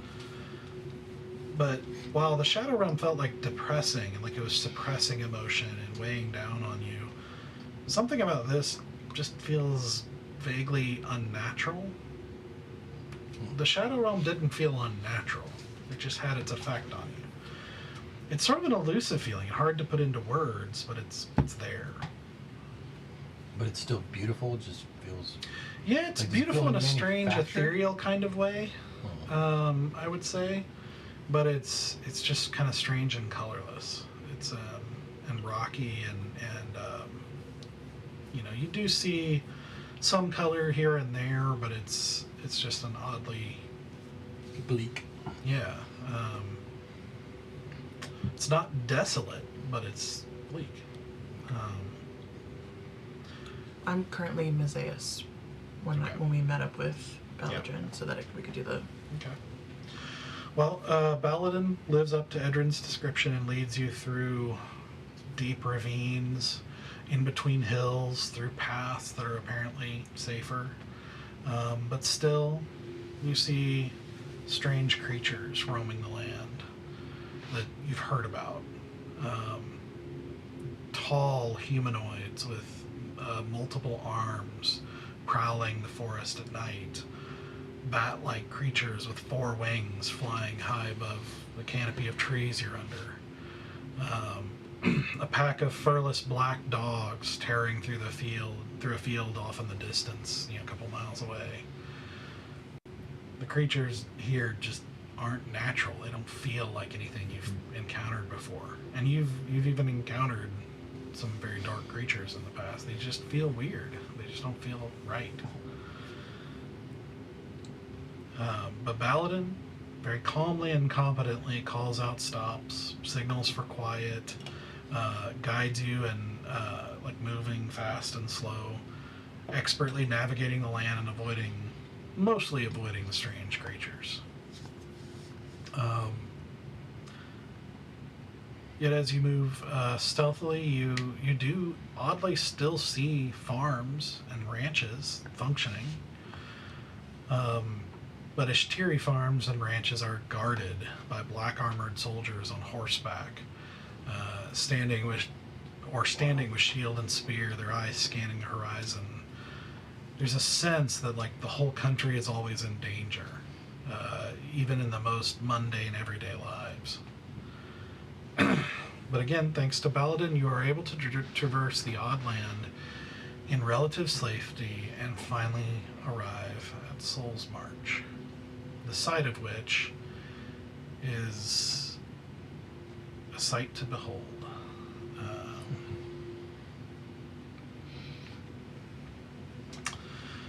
It is a You sight. see, Yeah, it is. Hey. you see a large, dark a lot of city crotch. of black stone, completely overshadowed by the massive Wow. black fortress that strangely almost seems to cast a shadow on the city all around it in every direction. That's where I would go. Looking to pick a fight. It looks like a good place to pick a fight. Yeah, it does.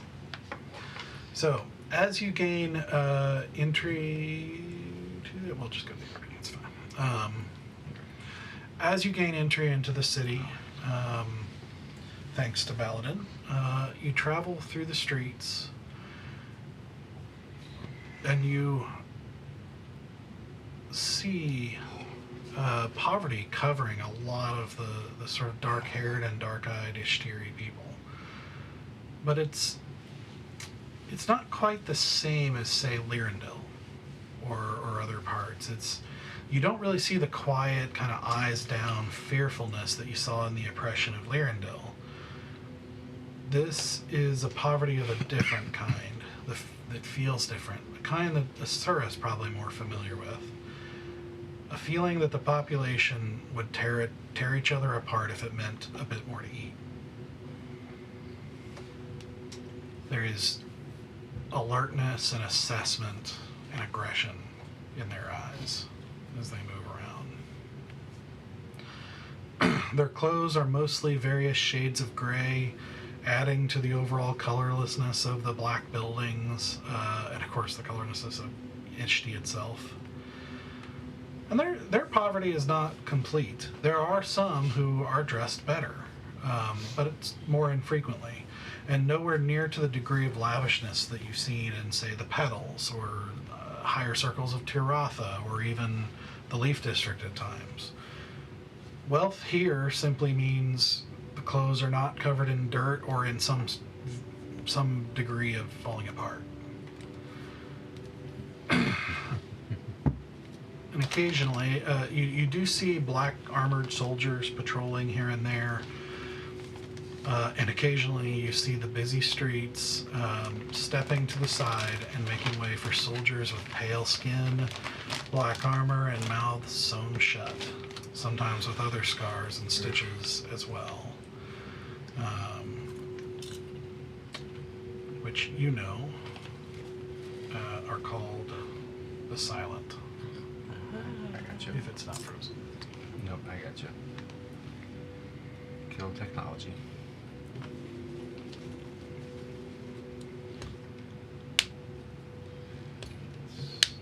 So in a second, yeah, there it is.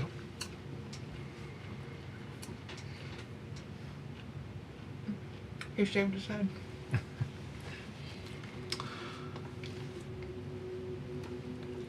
Baladin leads you to stand eventually outside of an empty shop, like an unoccupied shop of some kind, and then tells you to wait here.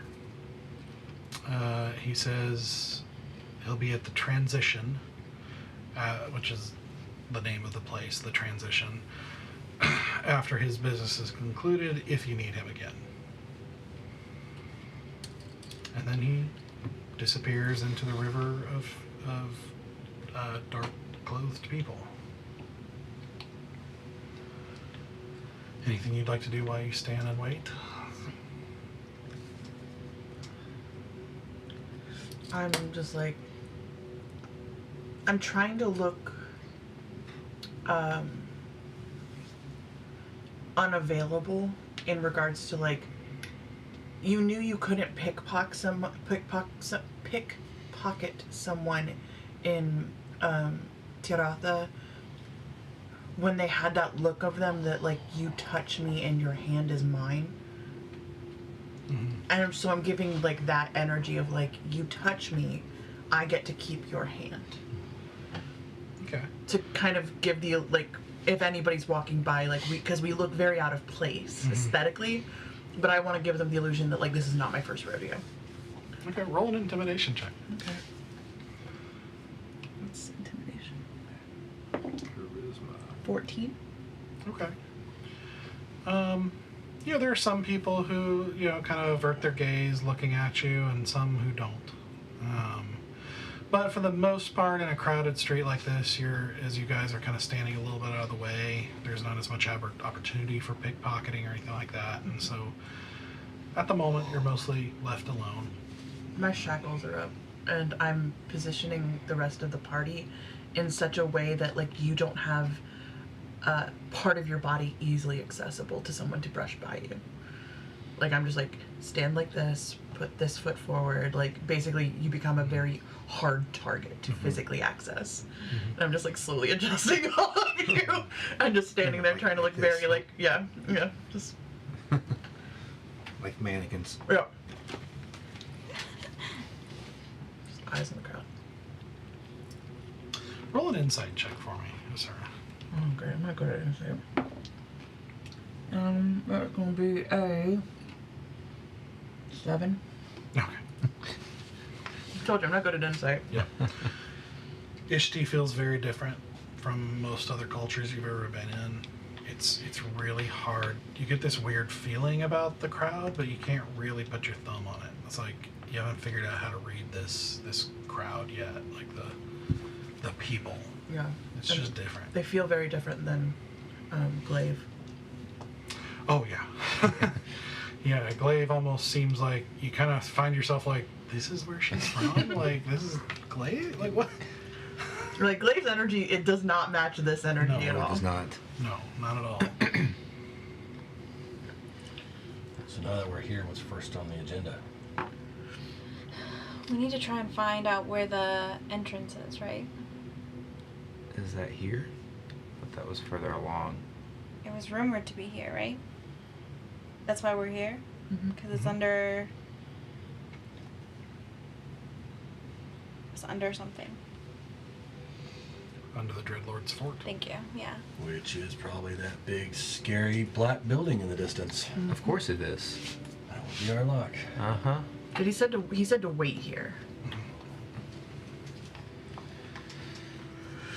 How far does it look like it's in the distance from where we are right now?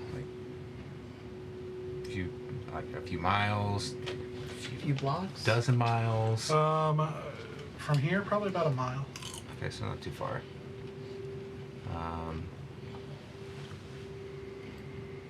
Time of day is it? At this point, I would say late afternoon, probably early evening. We'll say 5. I mean, it's a pretty big area. I would say we could go try to scope it out, but that would take a long time. It's a very large building. Yes. Yes, it is. I mean, he told us to wait here. Yeah. So we'll probably just sit here and Wait till he's back. Wait till he comes back. It doesn't really look like a shopping area, so not much we can get here. No, but we could people watch. Because they don't seem anything like what I expected. No. I can't get to read them at all. Thought they'd I mean, I know poverty, but I don't know. they'd all kind of be like Glaive, you know. Yeah, no, they're a very sullen people. They don't even feel like Diamond got there. For as stoic as he was, well, Yeah.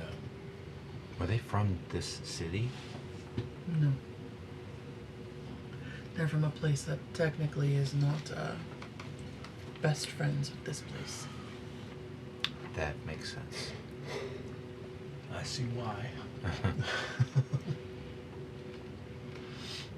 A figure pulls out of the crowd with, a man probably a little under 6 foot with very close shaven hair and kind of strong features.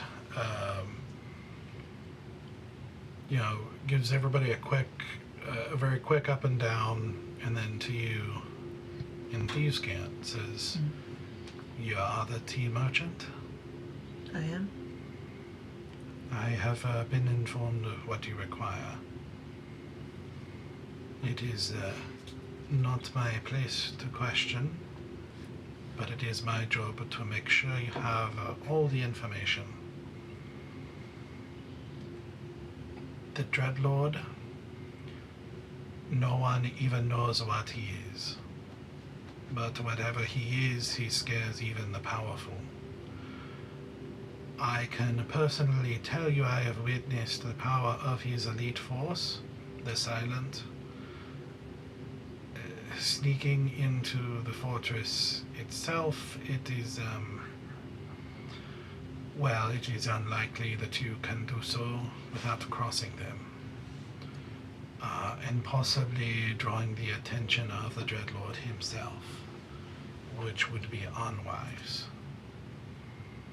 Are you certain this is what you wish? Unless there is a different way to get to our location, we must take this path.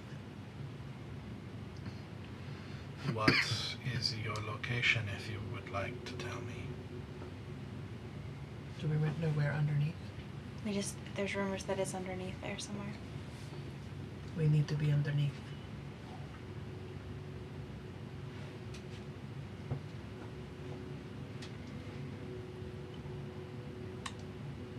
I was asked to find out where something of power might be kept, Yes. though I do not know what exactly you seek. The interior of the fortress is vast and there is no map, but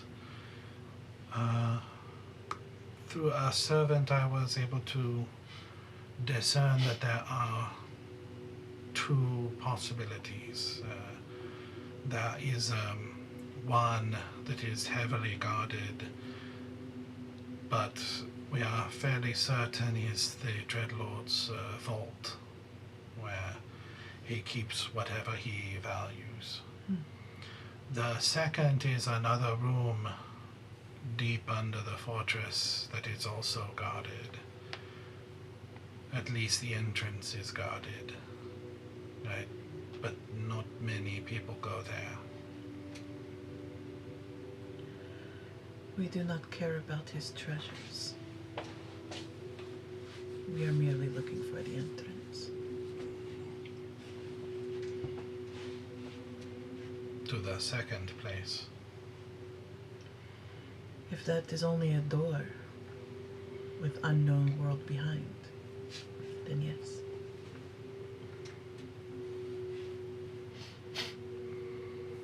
Then I can show you where. I would wait till nightfall. Understood. Is there a place where we can sit and wait? There are taverns. Which one is the least likely to draw too much attention?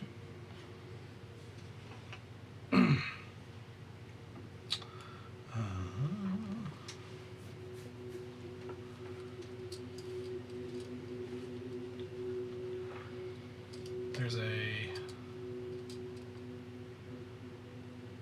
a place many visitors go called I just lost it. Mockery of Memory.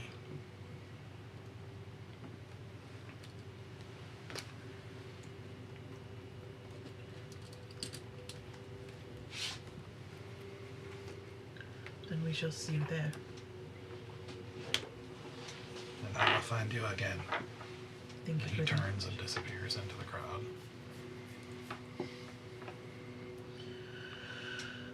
We are looking for a tavern called the Mockery of Memory, and we're going to hang out for a while. Okay. Sounds like a plan. Yeah, let's go. Did he point you in a direction for it, or do we need to ask around? We'll need to ask around. I look for somebody who is slightly better dressed than some of the other people, and looks at least like they have like something that they are trying to do. Like they look like they've got a job of some sort. Okay.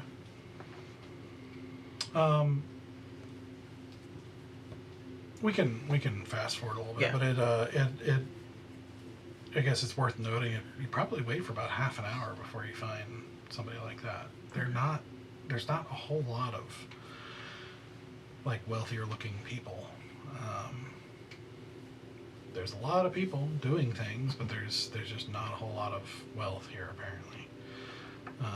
But you do find somebody. They guide you there. You know, and you do see a lot of people who look like travelers, a lot of merchants and people from different places.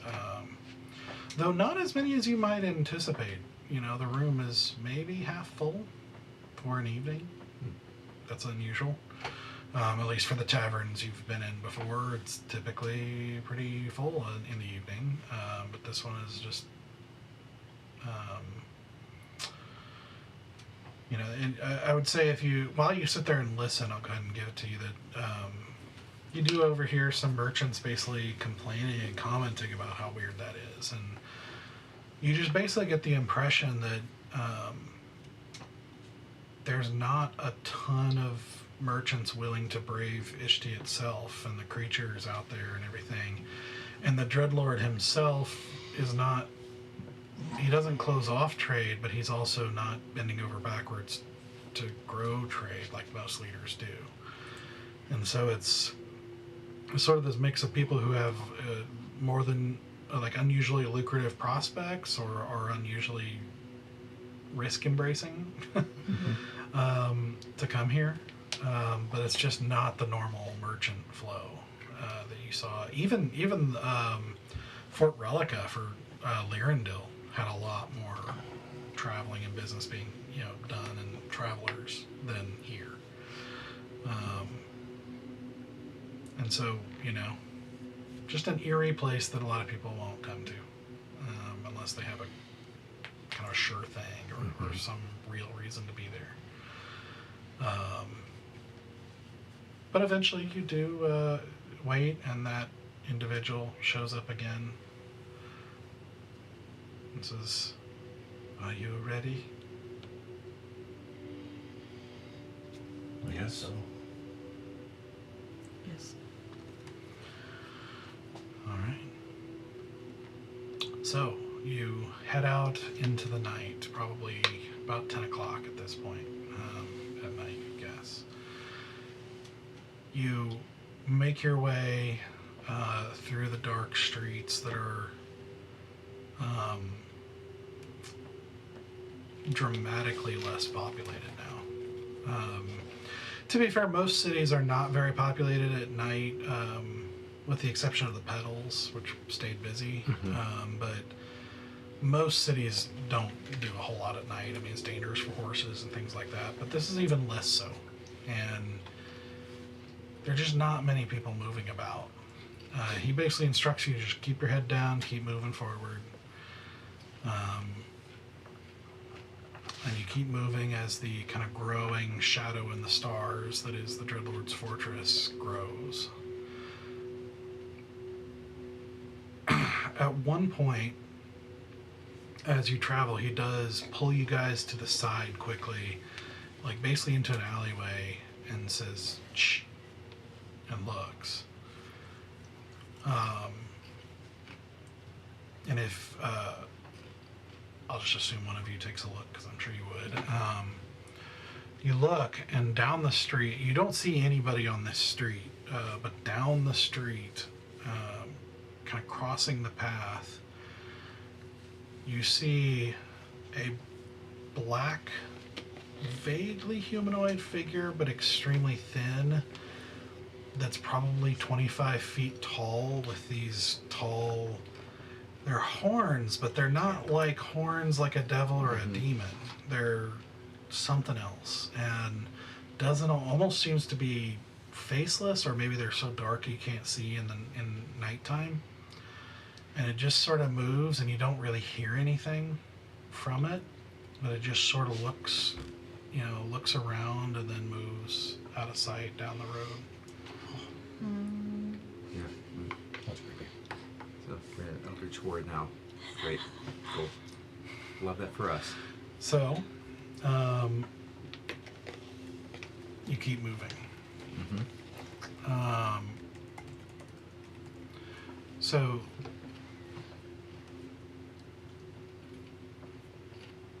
if you ask, he explains. It's called a night walker. I was going to think about asking, like, what was that thing? Yeah, basically explains it's a night walker, and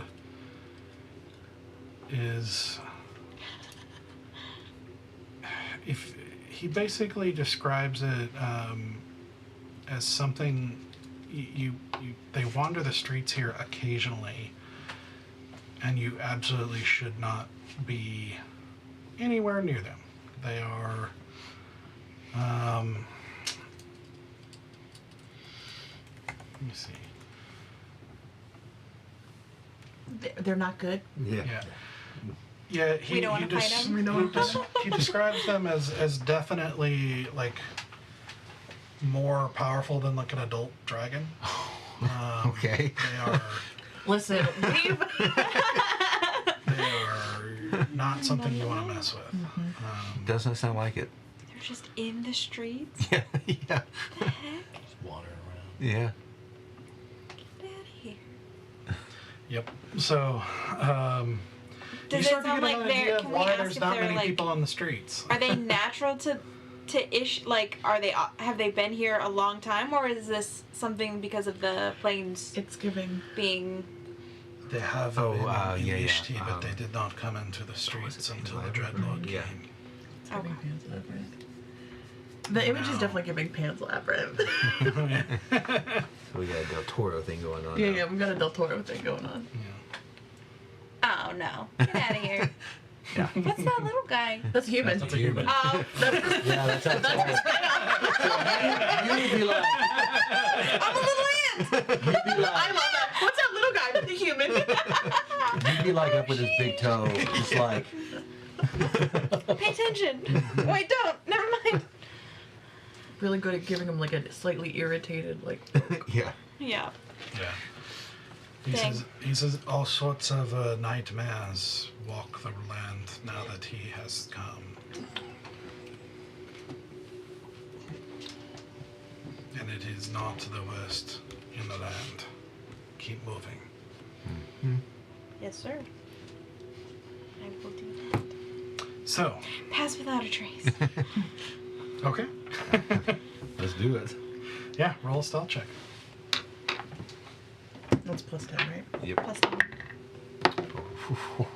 God, I forget how much stealth I have. Man. Feels good. Feels good.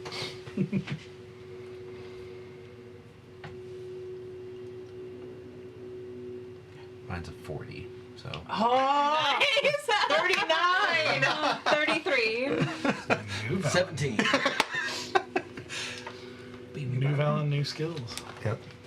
Rolled a 19 on that. Nice. If it had been Sarah, it would have been a little bit higher, but I'm happy with a 40. I'll take it. It's a little pedestrian, but. Alright, so he eventually takes you, and you eventually find yourself finally reaching the outer wall of the fortress. He waits, and for a moment, kind of taking a look around and looking up on the wall, and he says, "We'll wait for patrols to pass, and I will get you in the door. You are on your own from there, but this door will lead underneath. If you get inside and go straight down the stairs, it will take you down. Are any of you good at direction? I am. If something causes you off path, just try to keep going straight from here, which would be east. You want to head east. Straight east. And you will have to deal with any guards you see. Guards, not gods. Great. Guards. I was like, there are gods in here too? What's happening? Where are we? No. Guards, I understand. All right. Any particular path other than staying straight east? This area that is guarded is toward the center. So if you head east, you should encounter it. Okay. I am told it's fairly straight, but if you need to deter, that is where the direction you should be heading. Okay. That is the best I can do for you. That's plenty. Thank you. You also got your 10 hit points, right? The temps. Yeah. So he turns and kind of skirts the edge of the alleyway you guys are in at the moment and kind of looks up. And after a couple of minutes, he says, "Now." And walks over to the doorway, takes out what looks like a lockpick, a set of lockpicks, but larger, and kind of gets into the doorway, which is a pretty hefty door. And you see him kind of take cloth and put it over the top to kind of muffle some of the sound. And after a second, very kind of, you would appreciate the skill, just, very quickly picks it and then opens the door just a little bit for you guys to slip inside. So, you guys find yourself making your way down a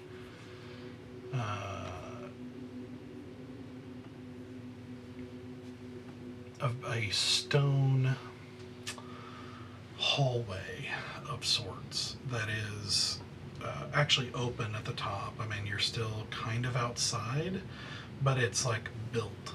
It's almost like there's this kind of exterior portion before you reach the fortress proper. Like a walkway?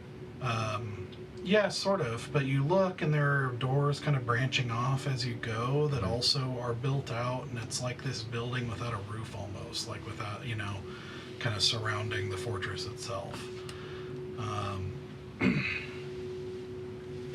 And all throughout you see these kind of strange crystals giving off red glow that are used for lights, kind of giving even more eeriness to the place, of just these red lights all over the place and this kind of dark architecture. And so I'll keep your stealth rolls for the check, and you creep your way forward.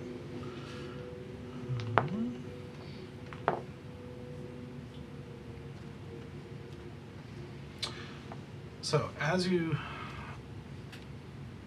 creep forward in this area, we're going to take a break.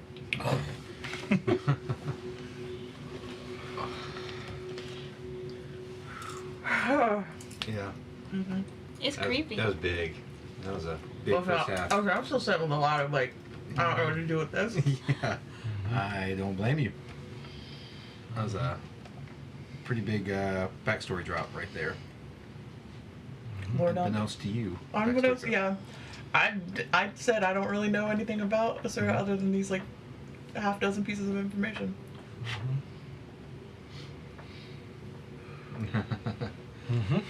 Now we're about to go meet some demons. Yep.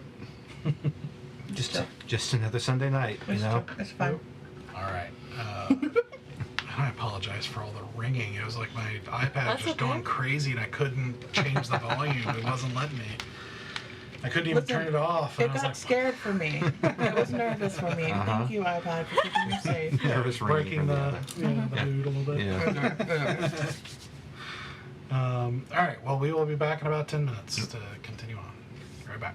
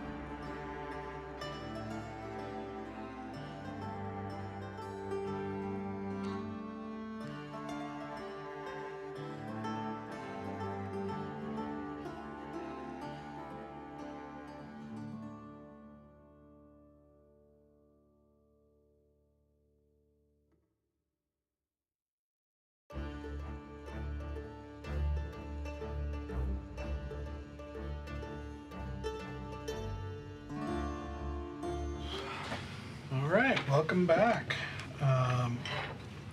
So, as we go, you guys are making your way through this kind of external area of the Dreadlord's fortress. Mm-hmm.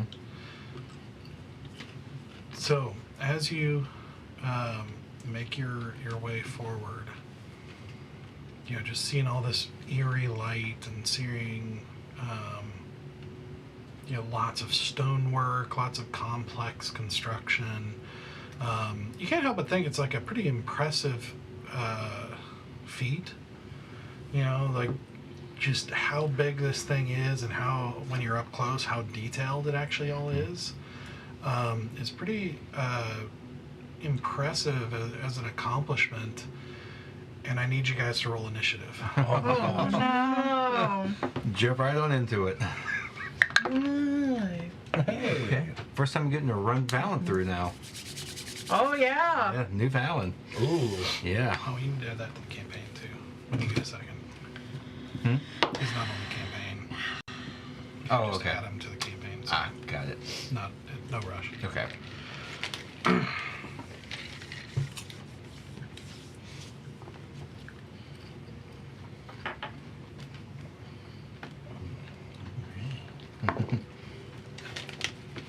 I will remind you though that I can't be snuck up on. Okay. Gentle reminder. Just a gentle reminder that I can't. No one can sneak attack me. I can't get surprised. Yep. And Too then my anxious for passive that. perception is 24. Okay. You have a higher passive perception than me. Yeah. That's impressive. So I got 23. But mine's a cheaty one because I have observant, I think. Mm-hmm. So. I just have anxiety. Fair. Which makes sense. Practically the same thing, really. Observing. Mine is more anxiety. like, I just like to read people's lips. And When I then- saw the alert feat, I was like, anxiety! And I got that one. I love that. What is... Just Oh, it was blurry. Okay. So while you're adjusting the map, 20 and higher. 26. 22. Okay. That anxiety comes in handy. 15 or higher. 18. Oh. Mine's only because I roll high. Like, because it's a straight roll for me. And either is or it isn't. Yeah. And so then 12. okay. Okay, it's double digits. Yeah. I know, right? Yeah. Look, the fact that Still positive. all four of us hit double digits is a feat in and of itself, because that doesn't always happen. No. I can't not roll a double digit. That's true. You're different. You're on a different level. My lowest initiative is 10. Okay. All right. So in a surprise round, Asura, Yeah. you do feel like you heard something. Yep. Very soft, very quiet. You're not even sure what it was. Mm-hmm. But it puts you on alert. What would you like to do? I am going to signal that I heard something and hold my action to the moment that I can see or feel something on me Mm-hmm. that I'm going to attack. I'm going to stab. Okay. Are you staying where you are?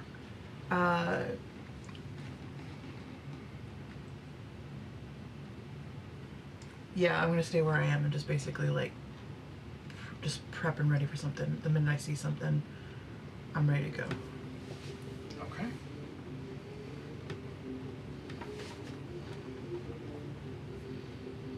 Okay.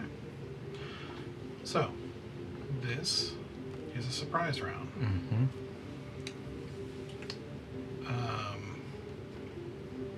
Nothing but layer actions.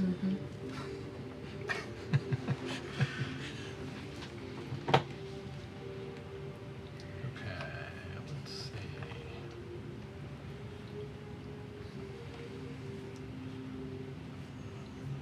There.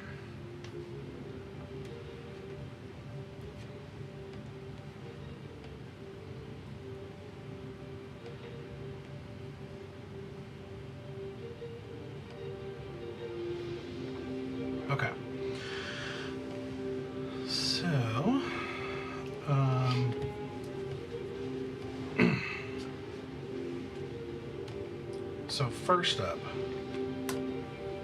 Asura.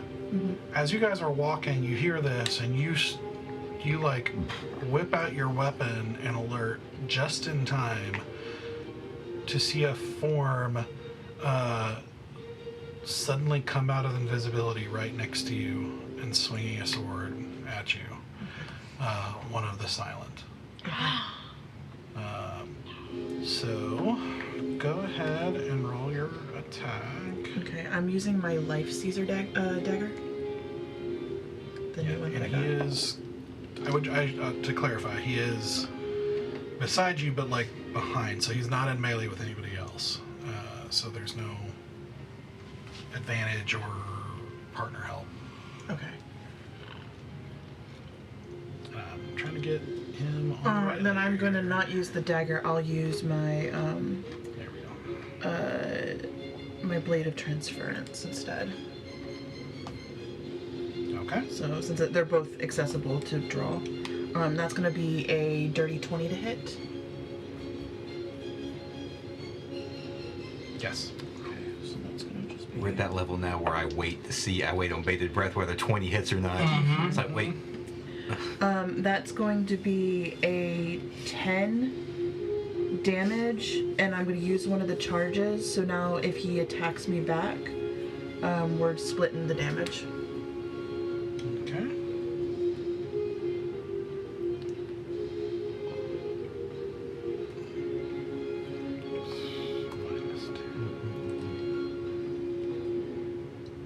Okay. So seeing this form come at you, you slash out as it takes a black blade.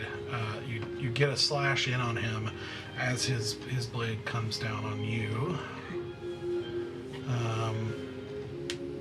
And even though I know this is all weird action economy because he is hidden, Yeah. so he is going to get advantage on you, even though you kind of got a sneak in shot right there, but it's still hidden, so you weren't able to. Anyway, still advantage. Okay, so the But he doesn't first- get any of the advantages of a surprise round because I can't be surprised. Yeah, so it's 25. That is.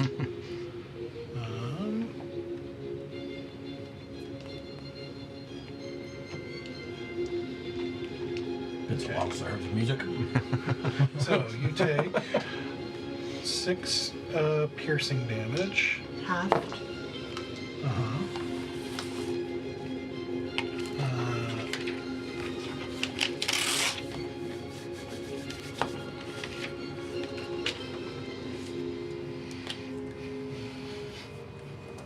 And you see a little bit of a cut where that some of it kind of reflected back on him. Then you also take 10 points of necrotic damage, Okay. Half. which does not seem to affect him Okay. and But can't be transferred. oh, so I can't. So even if it doesn't affect him, I can't even give it to him. Right, there's nothing to transfer to. Damn it. So that's full 10 of necrotic. Mhm. I don't love this. And then That sword was my saving grace. Off to a start. your strength score reduces by No. 3. I'm not even strong to begin with. At least you don't fight strength based. As you feel this shadow blade sucking strength out of you. Not that at all. Um,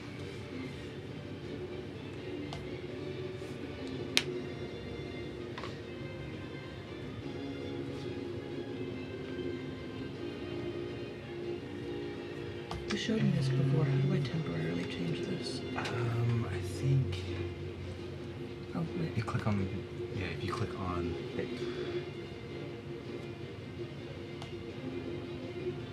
and then there's an Override. override score. Yep. So I'm gonna do a -3. Mm-hmm.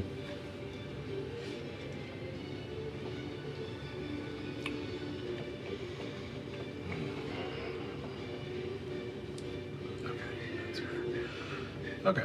And he is going to run and disappear around the corner with a hide.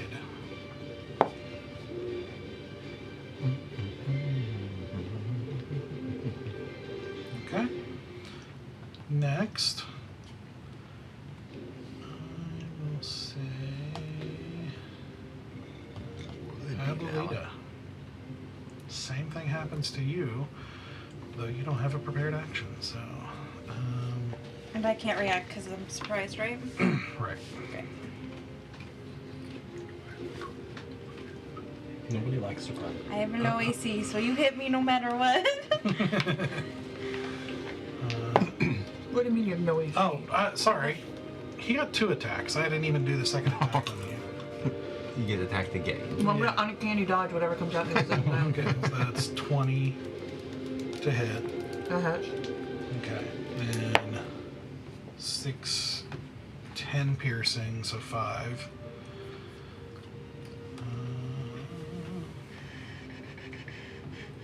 Would be uncanny. It'd be half for uncanny, and then another half for the split. So Yeah, it'd be so like 2. 2, Okay. and then it would be half whatever the. Yep. Necrotic, which is 13, so 6. Which she doesn't take any of, because apparently I can't transfer it. Right. And then lose 4 points of strength damage. Of strength score. Oh. I'm only at 9 strength right now. And you need to let me know if you hit 0. Yeah. Yeah. Well, it'll be 0 very soon if these numbers are still what they are. So, Abuelita. First hit is a 15. Hits. You really don't have any AC. I have a 14 AC. Okay, so that's 10 piercing, Okay. 10 necrotic, Okay. and 4 strength score. Jeez. Second attack. -4 to my strength. Uh-huh. Oops, sorry. Minus 4 to your strength score. Great, great, great. The score is a total, not your modifier. Total score, not modifier. Yeah. Yeah. Oh yeah. Okay. The Sorry, keep rolling. second one, yeah, that very much hits. 26. So 6 piercing, Okay. 13 necrotic, 4 more strength. This dice is rolling hot for me. What happened? Are you a 0? I'm a 0. You had 8 strength to begin I with? have 8 strength to begin with. You had 8 strength to begin with. Yep, so I'm a 0. Oh no. Oh no. Okay. Uh-oh. Right? I had it, yeah. I think Yeah. I had 8 already. Oh, it was fun to have you on the campaign. For, but See ya. our DM really wants to kill you, so... That's alright. Abuelita falls and is not moving at all. It won't even let me put my score as 0. It keeps going, no, you have 1. Great. Okay. Okay. Off to a really good start. Love this. Are we able to tell if she's unconscious, or are we going to have to use a turn or something to do that? No, I would say We've seen that people you've die. seen enough. Like at this point, she's not unconscious. So she's not making death saves? She's dead. Yeah. Okay. Yeah. Well, then I won't waste my healing. I mean, Not even out of the first round yet. First turn. You can't even heal strength though. That's not a thing you well, can yeah, do. I was gonna like pump some health points into her, but if You like, can't it's because not, she's at yeah. 0 strength. Yeah. Okay. Good thing we bought those diamonds. It is a thing where if you reach 0 strength, you die. Uh-huh. Wow. Uh-huh.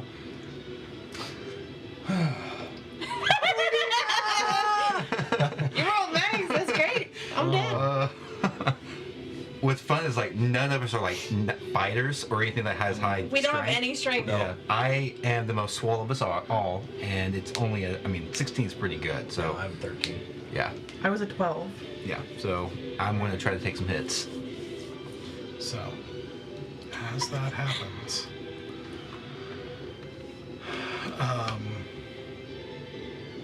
this guy runs up here and disappears around the corner to hide as well.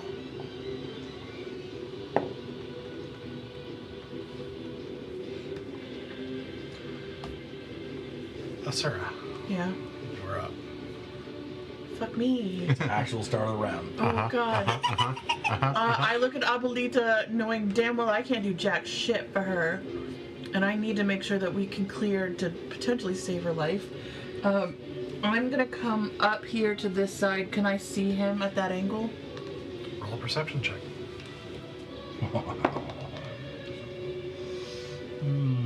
Do you want to know? Nat 20. Oh, heck yeah. Yes, you can. The guy on the right? Yeah, if I go this way and see him. Okay. Yes. You're going I'm going this way. that way. Yes, then. Since you rolled that, yes. Yeah, so that I can see him from that angle. Okay. And I take out my bow. And I hit that motherfucker. Do I get sneak attack? Can he see me?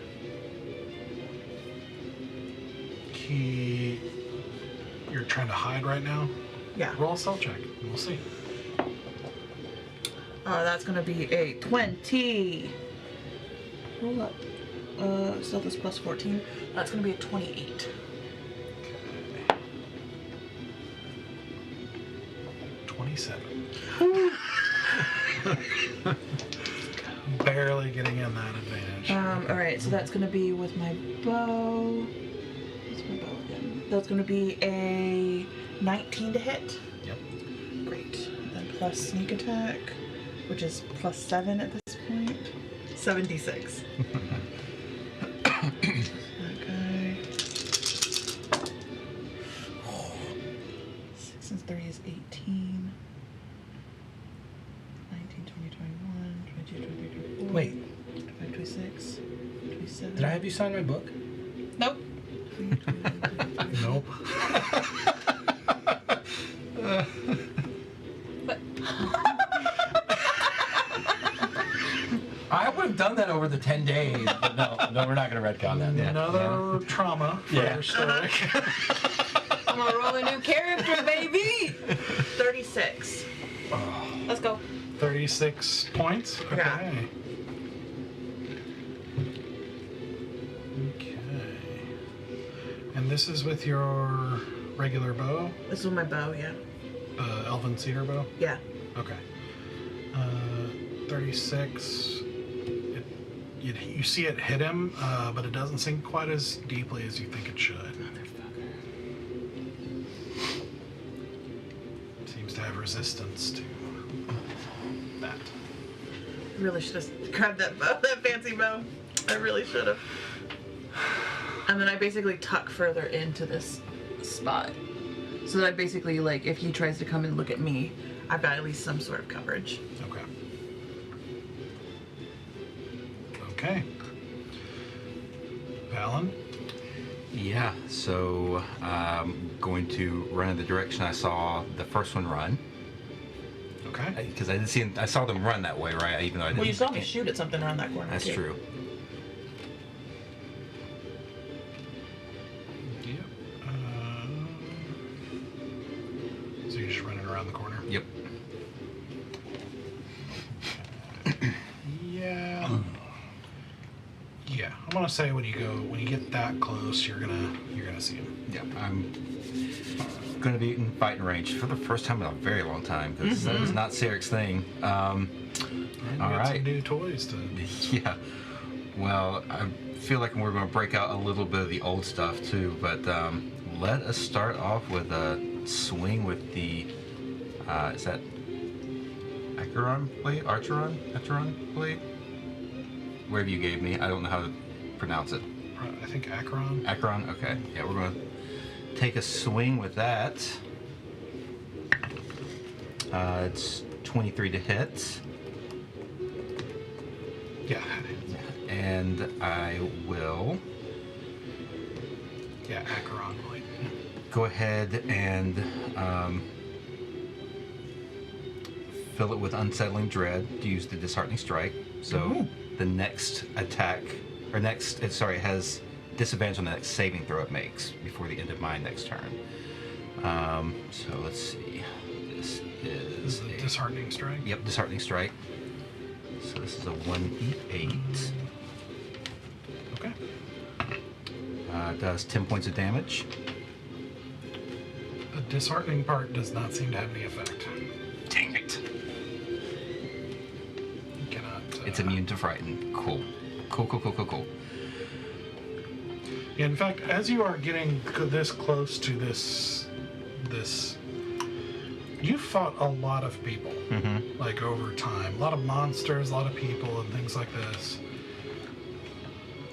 But this is unnerving. They are not acting like normal people. They are calm, like almost passive. Even as they move really fast and are fighting very skillfully, it's like they're not reacting. Even as they're hit, it's like they're just not there. It's very, very weird. Super fun stuff. So is it 10 damage without the disheartening? Yeah, disheartening doesn't. It's just the effect that goes into it. Okay, So cool. it's just 10 points of damage. Cool.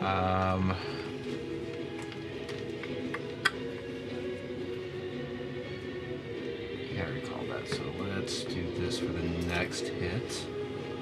Oh man, I feel like I have to relearn this all over again.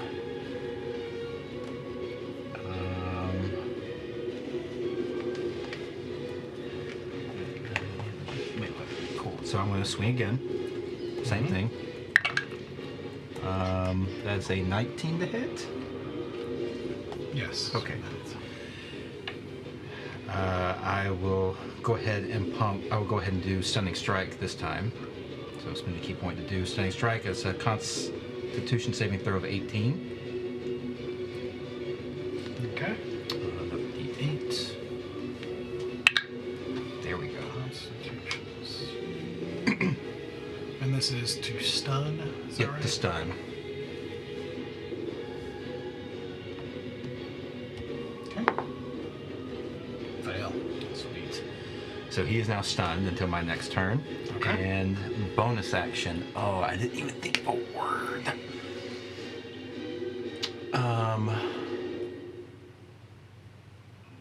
Let's go. I'm gonna hold up the what's it called? No, dancing sword, and just say dance, and pop it right there. Okay. And then I will move to the other one, and then in my turn beside the other one, Okay. and that will be the turn. Because I can't attack with it the first turn, right? I can only activate it. I think I can only activate it, and the next turn I can actually. It's not like a sacred blade where you can bonus action turn it on and attack on the same turn. Okay, I think I might be able to. You can use one bonus 6 toss the magic sword in the air and speak the command word when you do so.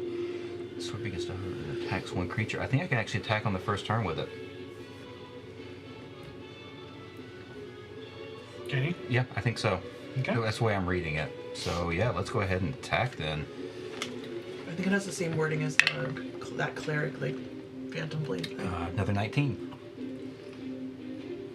Spiritual weapon. Yeah. When you do so, the sword begins to hover, flies up to 30 feet, and attacks one creature. Yeah. It's So it's same a spiritual weapon, yeah. But So- in physical form. Yep.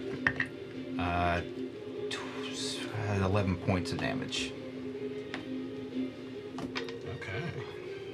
And that is my turn.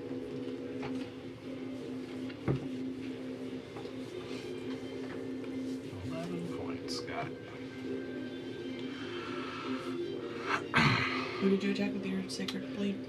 The same one that I've been hitting on the left side.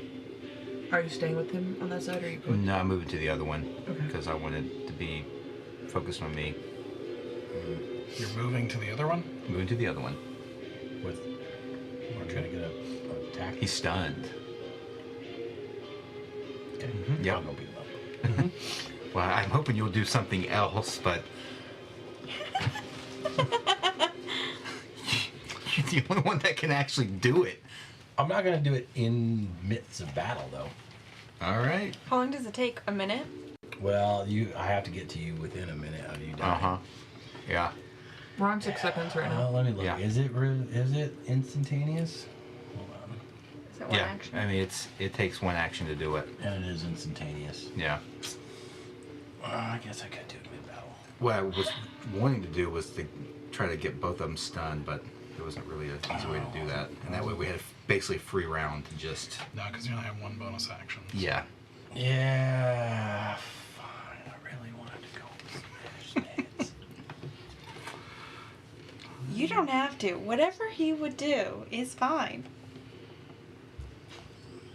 He would run with Smash So, Spades. we'll have to find a back different... after the fight.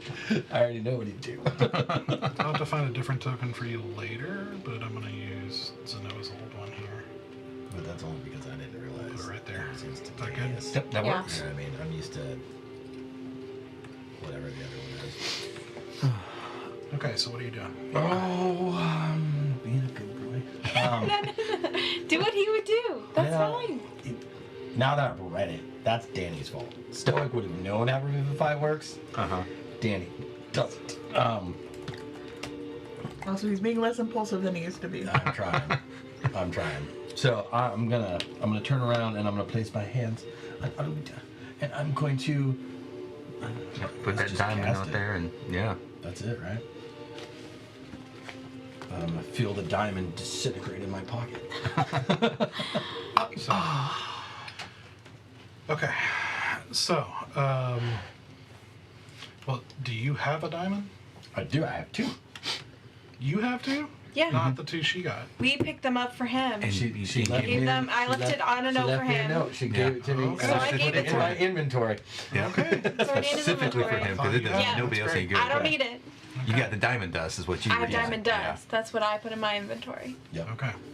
So, what you're gonna do? You're going to roll a d20, and you're gonna add your spellcasting ability modifier, which is your Which is 4.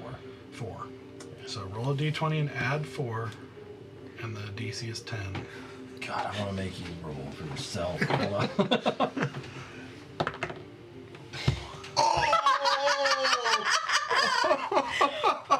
What did he roll? That's a fail. Yeah. You rolled 4. Plus 4. He's 8. Yep. Which is not 10.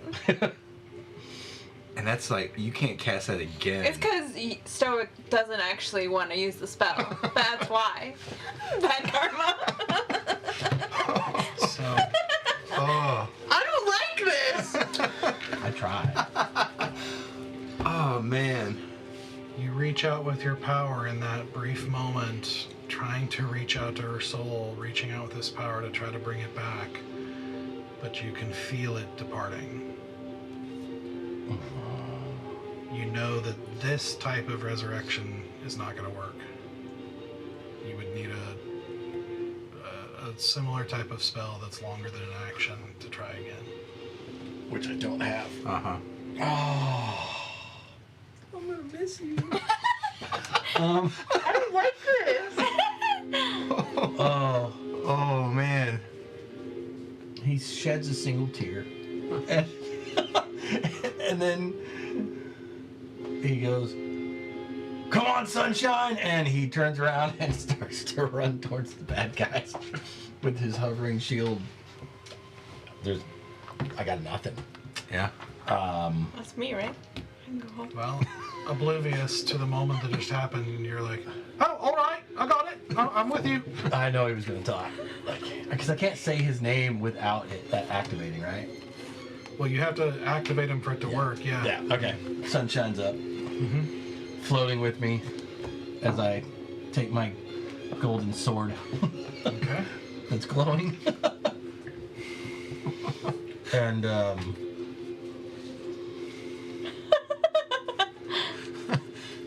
I don't have any bonus Oh, actions. man. I've had to sit out like almost an entire fight before. It's not fun. Where are you she's going? sitting out more than the fight. I'm dead. Yeah, you can't bring me back. Yeah, like just with the left in the episode, yeah. Oh, yeah, there's nothing. So I I was hoping maybe I had something I didn't know I had. Don't. So.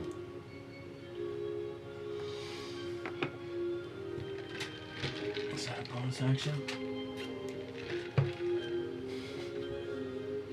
It is a bonus action. In my rage, I am going to compel duel on the one that is stunned. Okay. Are you going up to him or? No, I'm going to stay back a little bit. I'll let him come. I think you're going to have to run to him because he Okay. was hidden. Yeah. That's fine. I'll run up. I don't want to be within melee of him. Okay. Fine. Just Right put him there. here. Yeah. What does Yeah. compel duel do? He can only attack me. Mm-hmm. So if he gets out of his stun, basically, he has to attack him. Okay. Yeah, Is there a save? there is a tank. Wisdom. It says right under. Oh yeah, it's a wisdom save 17. So I don't know how it works. Right now? Yeah, it's Well, and I need to check because I don't know. so he can't move more than 30 May feet away not. from me.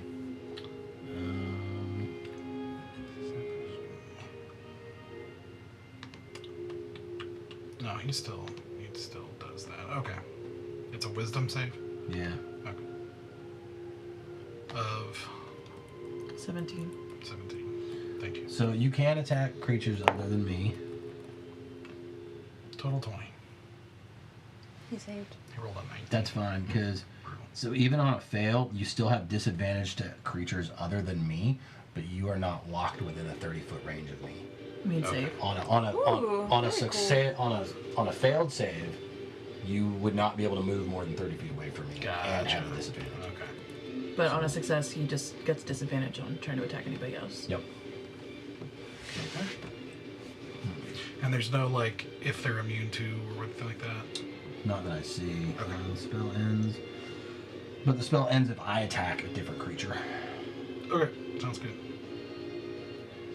Okay. Stunned and compelled.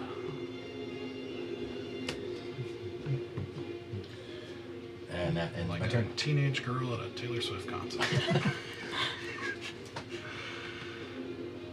Okay. It is their turn. Which this guy is going to attack you. Yep.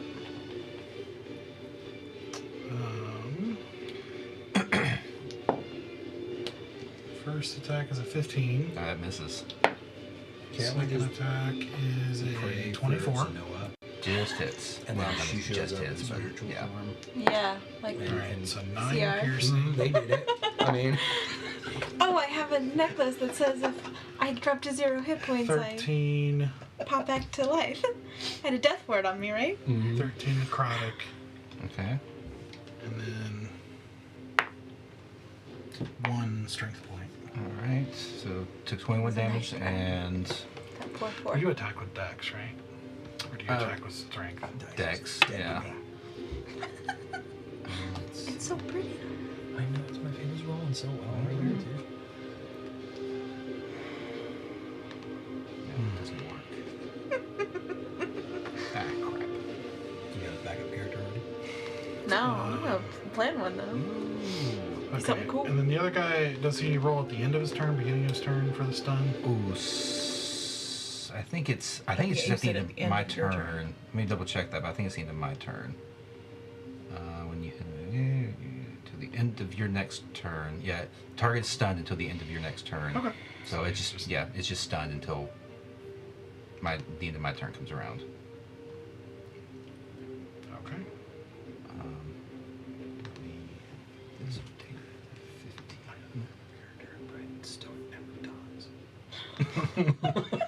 You've tried. He only went unconscious once. Oh yeah, because everyone's trying to like kill everyone around you, right? For the whole campaign, that's all that's ever happened. Which is kind of Stoic's worst nightmare, huh? It really is. It's torturous to him. Okay. Well then, Asura, we're back to you. I'm going to cut the corner towards the guy that's stunned. Mm-hmm. And I'm going to use my new Life Caesar dagger. It's like up by Stoic, or... No, I'm coming all the way up to this guy. all the way up to him. Okay. Because I've got a dagger, and I'm going to use it. Yeah, you do. And he's stunned, right? Yep. So you have advantage. That's going to be a 21 to hit. 21 hits, for sure. Because it was advantage, I get sneak attack. Mm-hmm. And that's a d4. And this is the one where I also give it... Its damage is both piercing and something else, but it's additional 1d8 necrotic, which it doesn't look like it does much to him because it doesn't look like necrotic does much, but I'll still roll it. Yeah. Or should I just not bother rolling it at all? He's immune to necrotic. Yeah. Okay, so I just won't roll my d8. And none of it's poison, right? No, it's piercing and necrotic. Okay. And I don't have any And it's magical, poison. so you're good. Yeah, and I don't have any poison on it right now. Okay. 6. 4 times 3 is 12. So that's 18. 20, 22, 23, 24, 25, 26, 27, 28, 29, 30, 31, 32, 33. 33 points of damage. 33? Okay. Without rolling the necrotic at all. Okay, so slashing into him deep. You know, you just see dark blood in the darkness pouring out from him. He's looking pretty rough. With my offhand attack, I am going to use the Blade of the Prima Donna, which means it's gonna hit no matter what. For 1 point, is that right? It's 1d4 plus 4, and it's cold damage. Do it. So that's gonna be 5 cold damage. It's cold damage. Okay. Alright, so following up quickly, you know, after this gigantic slash, you turn with the other hand and plunge your dagger into him as he's sort of stunned and twitching. And as soon as you do that, he just goes and just collapses. Yeah, and Like then I no just, drama, no like, they don't even die normally. He just Collapses. and then he's dead. I just back up a little bit into this alcove to get a vantage point on what's happening around me. Okay. Just ducking under the sword that's suddenly floating in the air that you've never seen before. Yep, I'm just like, oh, shit. It didn't attack me though, so I'm just like, Yep. all right. Mm-hmm. Okay. Valen, We're laying into this thing. do it. All right. Would you want her back? Here? We can deal with it up. Oh yeah, that's No, 31 I to don't want hit. her. She wouldn't want to come back. Okay. Yeah.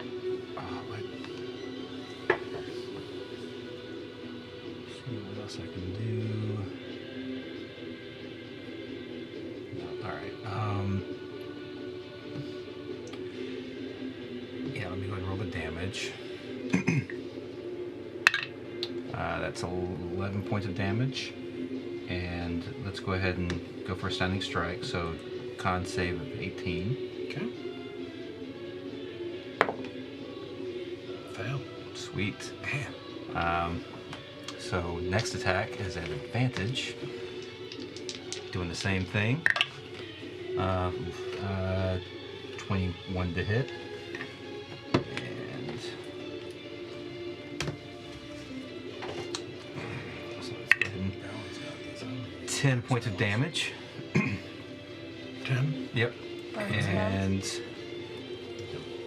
let's go ahead and spend another key point to do Flurry of Blows. Do it. With advantage. With advantage at 30 on the first one. Let me just roll them and see if I can hit them both. Sure. And then 24 on the second one. Yep. And those are both D8s. So Okay. 13 and 9. So 21 points of total damage on that one. every attack and I get 3 attacks. Yeah. Like, I mean, one's Of done, what right? kind? I don't know that you All my know. it's what's bludgeoning, but all my unarmed strikes count as magical because of the. How often I think do just you because I'm a go monk to now, the a high enough level, but I've also got the wristbands of iron I struggle something or with those. another. I'm like, I burn everything. What's it called? Wraps of The the short Iron rest, Light. I burn it. Yes. So all attacks are magical. Your Acheron is still just slashing. Yeah. Yes, slashing. Okay, cool. Okay. Yep, and that's the turn. Stoic. I'm not gonna burn spells. I immediately turn and unleash Eldritch Blast. Do it. There you on go. the guy. With advantage. Yeah. Uh-huh. For all 3 of them? Uh-huh. Yeah, he's done. 19 to hit. Yep. Does that hit? 10. I had to remember what I was like. Having Stunning what did I Strike hit? back is so much. So 9 force damage. Okay. So blasting him into Second it as he's hit. twitching in place. Second hit is 25 to hit. Uh-huh. Damn. 0's 10, right? Yeah. So the 1's a 1. So that's 5 points force damage. Third How do you want to do this? Oh my god. Let's go. I would like to, for flavor's sake, say that I am firing my Eldritch Blast while he's doing all of his Kung Fu magic. And I want the Eldritch Blast just like the first one to go right in between his fists and him while he's hitting, and then come right over on the other side. You know what I mean? So that it's like, I'm here for it. yeah. Yeah, just this rapid fire just blasting into this guy as he's just stunned in place until the final, as Valen finishes and the final blow, you actually see it blow half of his face off, and this just kind of dark red, nastiness behind as he just collapses to the ground. And then I instantly run back to Abuelita. I can never say it right. Abuelita. Abuelita. Yeah, I'm booking it to Abuelita as well. So Yep. you guys run over to the now lifeless tiny body. I tried. What do we have? What do we still have access to? Nothing. That was the most powerful revive spell I have. The only way is maybe if we can get her body to a temple. What temples are here? Did we pass any? I mean, it was dark. You weren't really looking for it. So. I mean, they worship Morin here. How? God, you have a box of preserving. That's not big. She's tiny. And I'm I very don't even have small. that anymore. You don't even have that anymore? That was Sarek. Oh, Yeah. he took it with him? Yeah. What a dick. Didn't he know you were gonna have a small person that you need to put in it? Yeah. Got them Can't bag believe of he was gonna holding. live his life after this, after he left, and might want a refrigerator. He's got a sweet tooth. You gotta keep those pastries fresh. Do any of us have an I mean, item? I probably would fit in the bag of holding as well. I know you would, but it's not going to keep you from Decaying. decaying. Yeah. The box of preservation would. Does anybody have an item that might cause where they turn to stone? Yeah, I don't have. I have anything. the necklace that slows my aging process. That doesn't. That would only work on living. Yeah. She's not aging. Yeah. There's nothing to slow. I was trying to think would it slow her Yeah, it's not slowing time. Gotcha. So it's yeah. How long has it been since we popped out of the other dimension? Out of Lorathil. I can't use the disc yet because it's It's a month. It's definitely not been a month. Okay. It's been In like You a spend like a a week. couple days there, and then yeah, I would guess a week. I'm gonna double check while you're looking. Okay.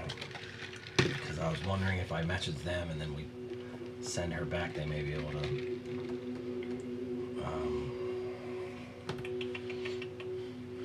Anything else? What am I supposed to do with her? We're not leaving her here either way. I was just.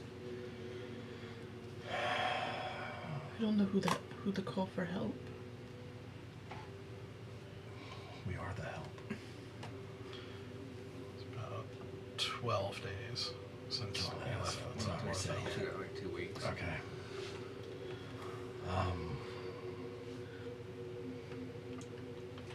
Yeah, that's all I can think of. I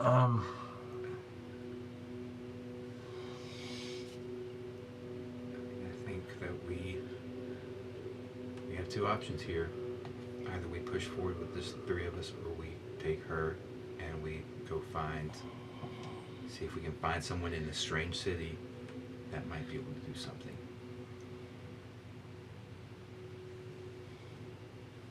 We're not losing any more people. And I'll pull one of her cloaks out of the bag of holding and wrap her in it and carry her. Like we need to do what we can to save her. Okay. I can get us back the way we came. Okay. Somebody want to roll an intelligence check for me? Whoever wants to. You Actually, I'll let you all. That's fine. Not, I mean, yeah, Straight 4. intelligence. Yeah. 9. 16. 4. Yeah. Okay. Sir, the thought does cross your mind. This is all your choice, for sure. The thought does cross your mind. You just killed a couple of the Silent, his elite forces. You don't know what the guard is going to be like when you try to come back. If you leave. So that just- thought crossed my mind. Yep. Exactly what I thought.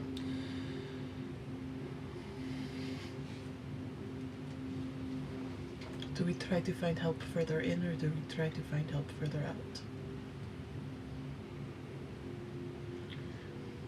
This is one of those hard decisions. I don't think we go further in. Our best bet is to find a healer at a temple. I don't know what temples they have here. They have Morin. She is the goddess of death. They're okay with death around here.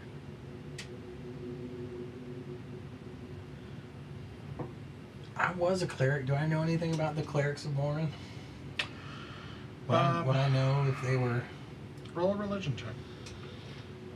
None of my dice are being very good to me today. Okay. It's not bad. 21. Okay. It wouldn't have been one you'd normally come over, but I'm also lowering because of the time you spent with Aziri. Yeah. They do have a weird relationship with death because they're not really ones to believe in fighting against it per se. I mean, it's not like they're going to let you die, or they don't believe in suicide or anything like that, but they also believe people have a time, and when it's your time, you move on. And, you know, Morin and her followers are not typically big fans of trying to interrupt that process and interrupt that choice, that time. They know and admit that there does seem to be room for it, that other gods allow for it and apparently decide at times to bring people back and whatnot. But so it's like one of those, yeah, we know it's okay, we know you're not doing anything wrong per se, but We're not going to do there's it. a time. There's a time for death, and it's best not to interrupt those things. And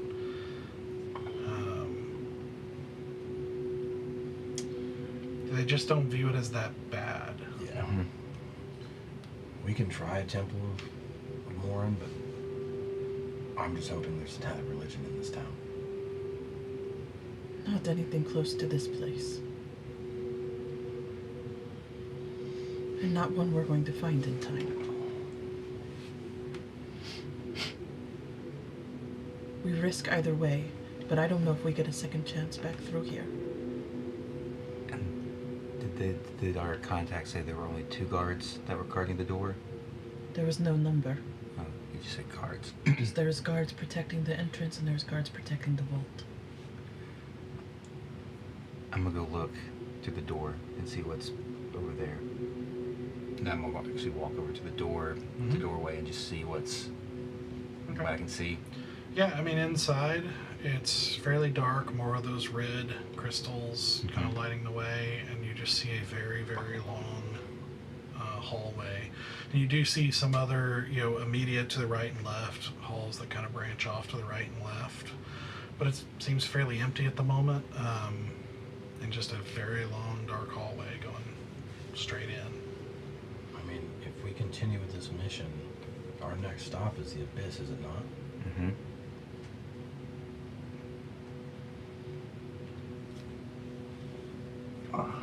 I don't know if our chances will be better or worse of finding help in the Abyss. My gut tells me it's worse, but The only thing I can think of is if we can make it to the Emerald Dragon, he could do something. But who knows how long that's going to take. And if he's still there, we don't know. well, we need to make this decision as a team, and we need to make it quickly.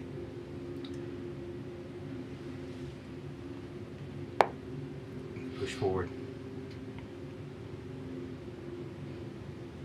Push forward. Okay. And I gently put my hand on your head, and I'm like, I'm sorry. And then I shove you in the back. She, from the first time that we met, has been wanting to go in there. You think she's been offering to be a little bug inside there, so you know that she would be what she would've giggling wanted. inside in a really weird way. That's what she would have wanted. Yeah. Oh. Fulfilling a dream there. Just Oh. Okay. Okay. On the tip of Asura's tongue is a name. Oh, no. Mm-hmm. Don't make that mistake. Uh-huh. And she looks as though she doesn't say it, but it itches on the tip of her tongue.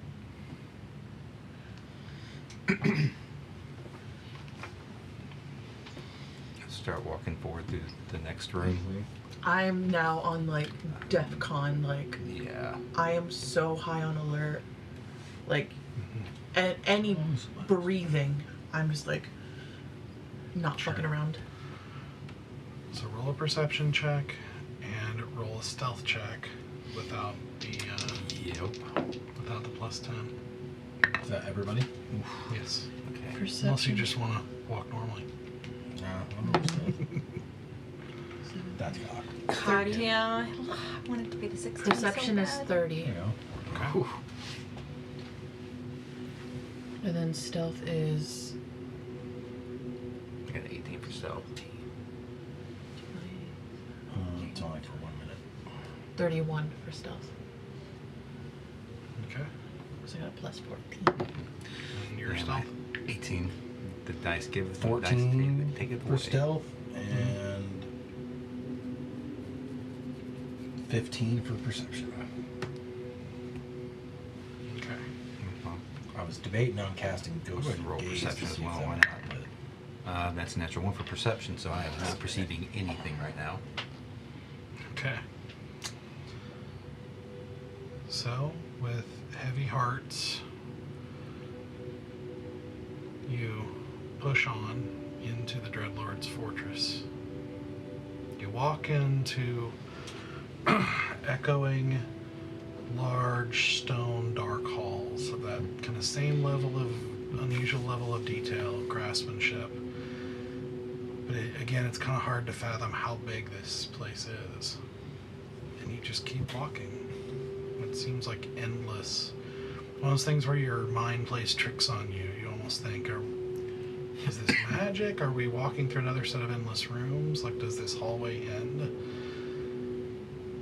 And occasionally you do hear things that you have to stop and hide and duck out of the way as soldiers or servants or even other silent pass by, but fortunately not notice you.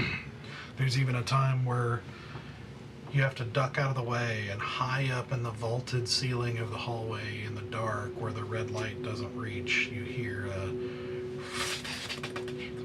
like of a rapid wing beat, but much larger than like a bird or a bat, and just going down the hallway.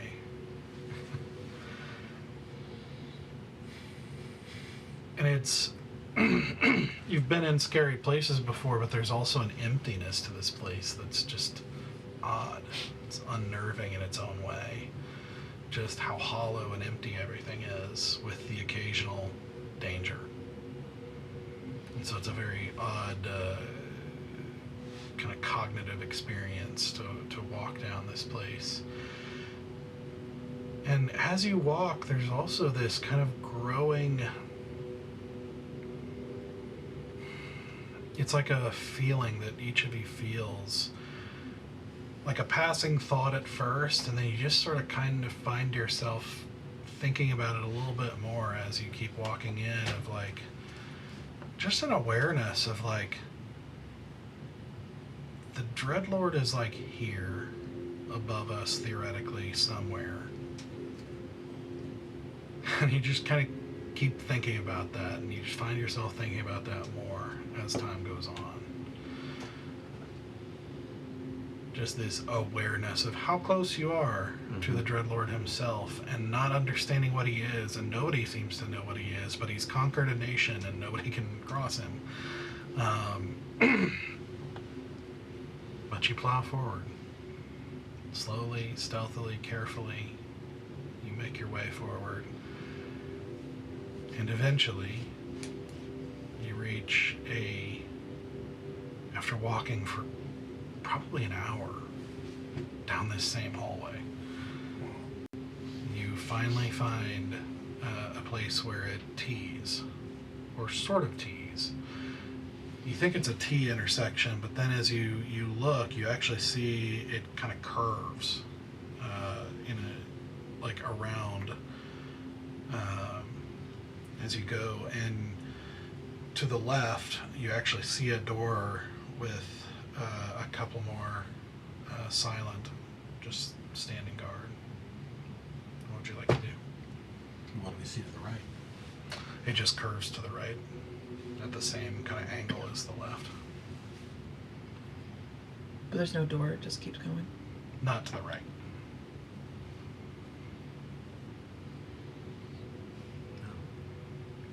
This looks like where we need to go.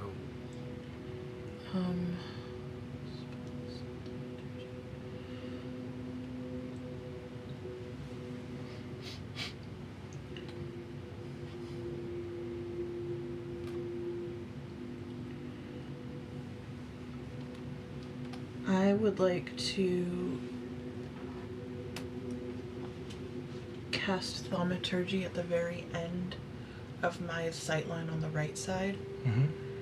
This like soft, like whispering sound, like someone's telling somebody to like be quiet.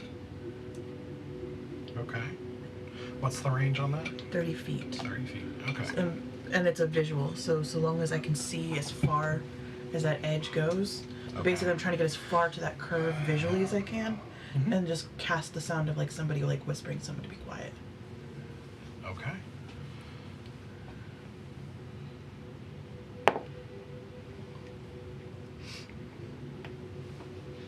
Okay. That was a terrible roll. So with that whisper, you see both of them like look off into that direction, and they take off at this kind of very quiet jog in that direction. And you see them pass you. What are you doing? As soon as they get through, I'm gonna clock to the door, Mm-hmm. and I'm gonna check for traps immediately. Okay. It's going to be a very, very fast job if you're trying to... Yeah, I'm doing a quick and dirty. Okay, are you guys following her? Oh, yeah, I'm right behind her. Okay. I'm gonna try and get in the door before they get back. I'm actually going to help her out with doing the traps. checking for him. All right. Pretty quickly. Advantage because I'm helping out. Oh, thank you. It's going to be very high because of the What's speed. Oh yeah. What's my? Am I doing perception or Investigation in this case. 19? Okay. You don't see any indication of traps in just a couple of seconds you have to. Great. Go We're quickly. just gonna check the door to see if it's locked or unlocked. It's not locked. Great. I'm gonna open the door Okay. and duck in. So you open the door and slip in. The door not making as much noise as you anticipate. A door of a pretty decent size. And you guys slip in. Huh? I'm not 5 guys in there eating lunch. You know what I mean? Like, Yeah. They all slowly look up. Yeah. Just the break room. yeah. Well, you know, it wouldn't be silent eating lunch. Yeah. Or they've all got straws. Just hear the one.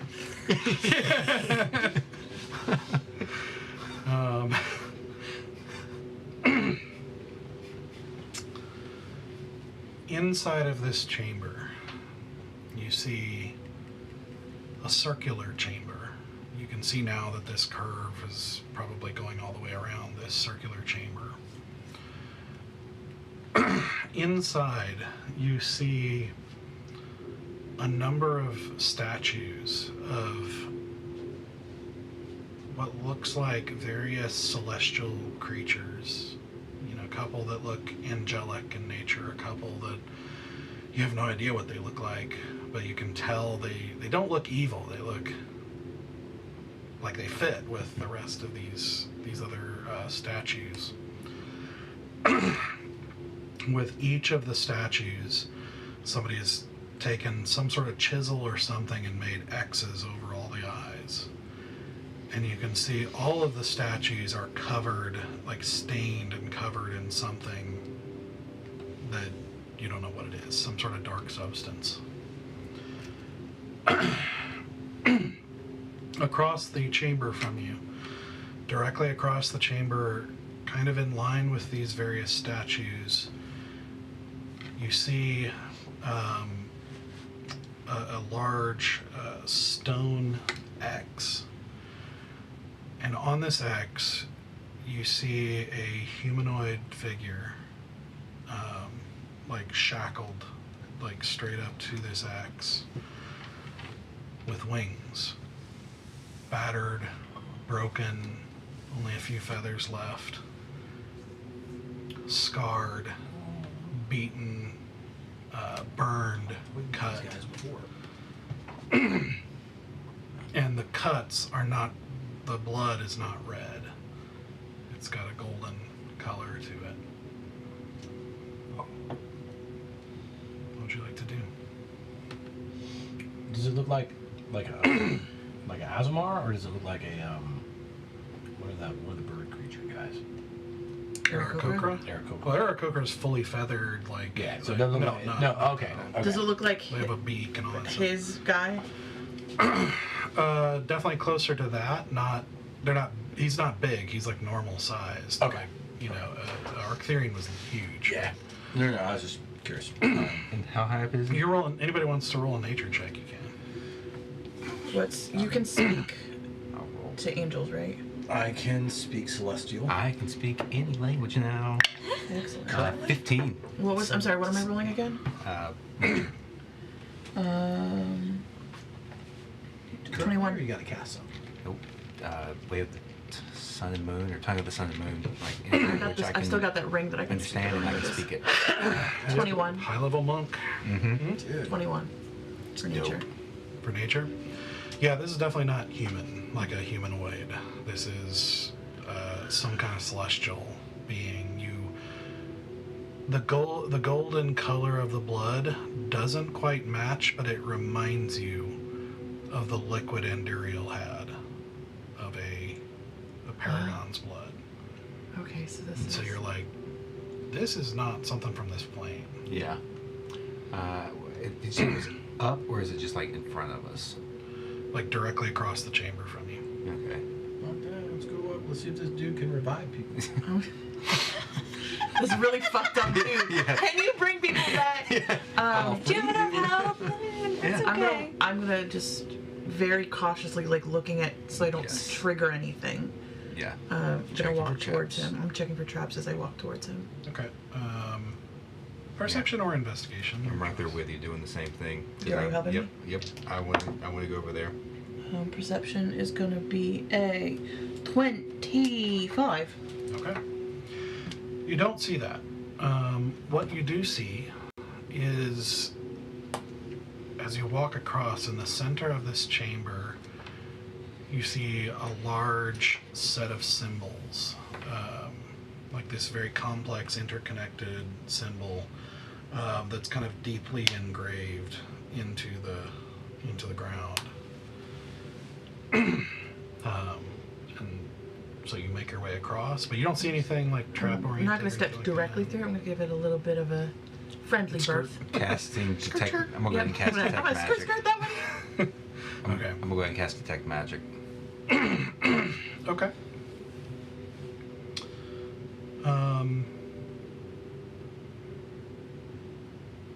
Let's see. This would be.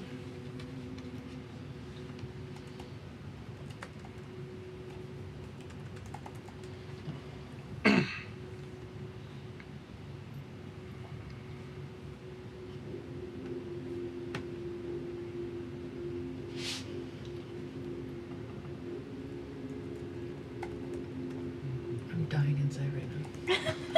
Everything in my power just says, call that devil. Don't do it. Don't do it. I know, but I wanted to. So You're gonna need bigger favors than this. You get from the symbol I know. a very faint glow of like conjuration magic. All right, and I'm gonna pass that on to you guys. This is the symbol has like a conjuration magic kind of vibe to it. And actually, give me a second. You actually would. And Stoic. You see, as you're skirting the edges, you actually see written in the edges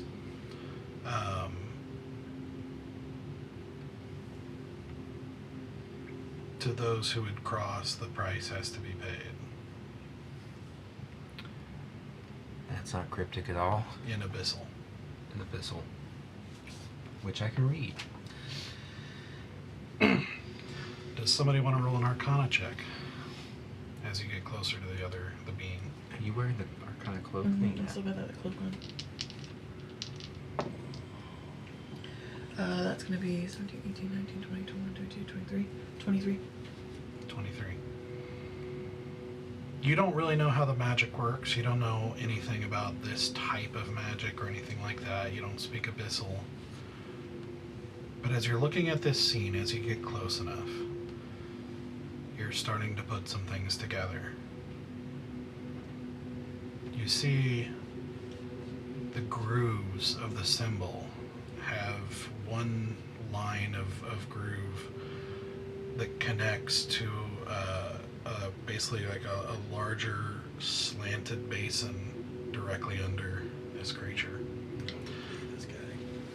And you see what looks like a black ritual looking dagger hanging on a couple of pegs next to the axe.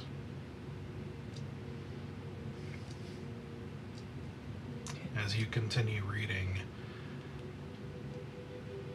there's a lot of kind of cryptic, poetic. You get this. It takes you a second because it's very ancient. Mm-hmm. Like you get the impression this is written a very, very long time ago, so the dialect is strange and takes you a second to understand. But it basically gives the impression of like the price has to be paid in full. Half measures are not rewarded. Strength must be fully committed. Putting all these things together, you get the very clear picture. You have to kill this thing to activate it.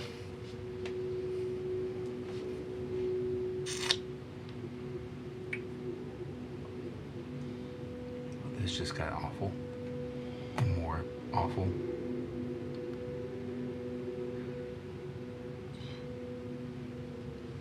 I'm assuming you explained that to us? Oh, yeah. Okay.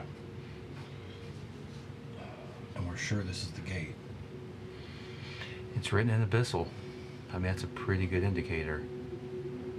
So if we kill that thing, We can get in. What's your name?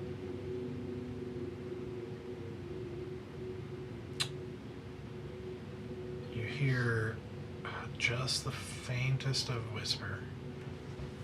You're gonna have to get like real close. You do, and you don't recognize the language. I'm going to the ring of fucking communication skills, whatever it's called. That's exactly what it's called. Yeah. And I'm just gonna try again and try to repeat back what I heard to see if it'll ignite this thing to Check speak. the. I think you have You gotta to. remind me what the ring is too. I think it takes an. Oh, I just- think it may just take an hour to attune, and you are Oh. attuned to it, aren't you? I was attuned to it earlier. I think I'm still attuned to it. Ring of the linguist. Yeah. Oh yeah, I attuned to it and then When you attune, you can choose 2 languages. So Okay, reattune so is going to take a short. I never put the circlet back on. I When don't- you finish a long rest, you can choose to change. I'll come up there with you because I can. at Okay, least- then just because I don't know why I still have the circlet And on. I I'd will switched it. ask. Well, he's. I'll ask again. What's his name? So as you get real close, in the most faint of whispers, in Celestial, kill me. He wants us to kill him. I want to know. his As you name. look, as you are this close, looking over its body, you're seeing the blood that you saw has like this weird. It's weird, and it takes you a second to put two and two together of what it is. There are cuts leading to blood, but then it's almost like the blood stops, almost as if the cuts are being healed over afterwards to prevent too much loss. so that I can keep getting basically bled Yeah. dry and then. Or at least so that they at least keep him alive or don't waste too much in case he's needed Mm-hmm. well, for this purpose. I don't know if we're gonna.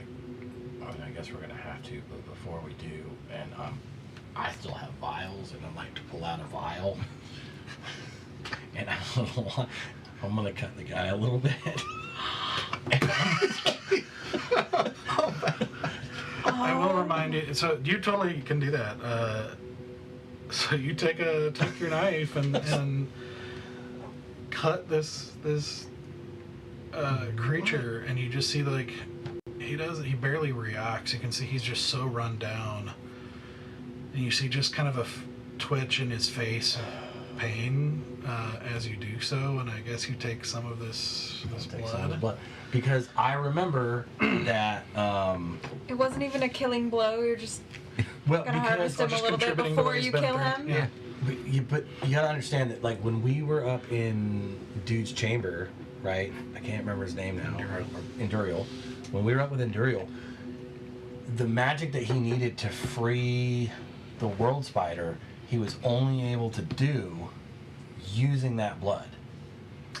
That blood is. So as you do that and you think about that, you realize he said it was the blood of a paragon, which is the equivalent of an archdevil, like in heaven, in Celestia. Yeah, like, it's very, very powerful you- stuff. Yeah, like, but this is not. This doesn't even look quite the same as that blood. I know, but I still want to Okay, bottle it. okay, I sure. still want to bottle it Absolutely. because, I mean, Azirael's gonna like this. Endurial's gonna like this. Like, this could be very, very important. I'm sorry, it's a little morbid, but like, I understand that the powerfulness of what that could do. So, What's his name? I'm sorry. What's your name?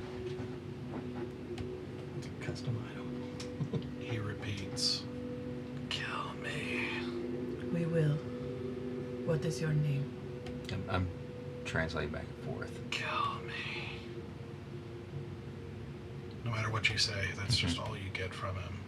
He doesn't even seem coherent. Can I look for like any sort of signifier, symbol, something that looks like it's his, not like that it's been done to him? Like if there's a symbol on him? Like, or just anything that seems unique to what he would have had prior to his capture. Like, does he have like some sort of tattoo, or if he has any sort of emblem on his person? You can roll an investigation check.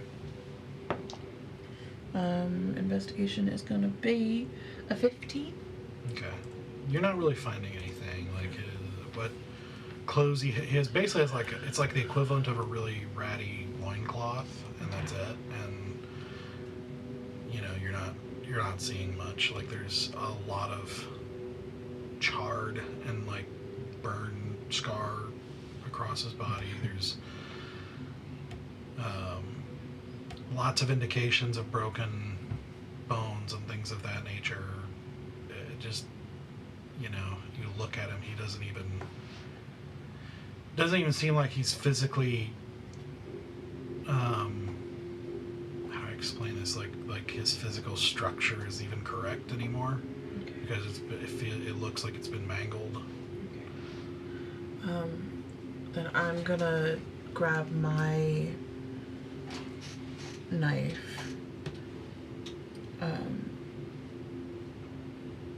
And the whatever the ceremonial knife was that was here. I'm gonna dig deep, cut him on one side with the ceremonial knife, and get the vessel kind of prepped to collect what he needs to do. Yeah, the vessel's in the ground. It's just there. Then I'm using that knife first to see if he starts to heal, and then I'm going to use my knife on the other side that has the necrotic damage, and I'm going to slice him with my knife on the other side, and basically see what happens, to see if I can even kill him. So as you use the ritual dagger and plunge it in deeply and cut down deeply, like with intention, you see within this large gash, you see blood start to pour out, and from the edges this black color start to creep all over him, and he doesn't even seem to have a voice, but he's like there's this rasping, wheezing pain, and you just see this this kind of golden blood just go like just pouring out way more than it should, almost like this wound is drawing it out and plunging it into this basin where it slants, and it's almost like it's treated differently, or it's not quite like normal stone, where it's like this blood just kind of goes down this channel and rapidly fills in the grooves of this symbol. He finally, as it's filling up to the last, he finally goes limp. And you see his body just sort of disintegrate and kind of wisp away into this dull golden dust. And from there, you see a dark energy, for lack of a better word, start to creep over the symbol, the middle symbol area. Are you gonna get on it? Yeah. Yeah, I grab both of them by the hands, because I don't want to, whatever's going to happen to us next, I don't want us getting separated for anything. Okay. As you do, you see, you step in and feel this, and you kind of see, like at the edges of the circle of this symbol, this kind of shadow kind of starting to come up, and at first you think it's fire, but it is not. It's like twitching and moving unusually, and then through you feel that lurch in your stomach start that you felt before in a plane shift, except far more nauseating. And as that, in that split second of that shift happening, you see the outer edges just outside the shadow briefly light up red and kind of go in a like kind of collapse in a point right in front of the X and flash. And as you are being transported away, you see the figure of another angelic being placed into the X with shock and fear as you are. Oh, that's cold-blooded. Uh-huh. Wow. Through that darkness, that coldness, that horribly nauseating feeling, you find yourself, for lack of a better word, ejected out of what looks like a pit, and you land on the side of hard gray ground. You stand up and you look around and you see well,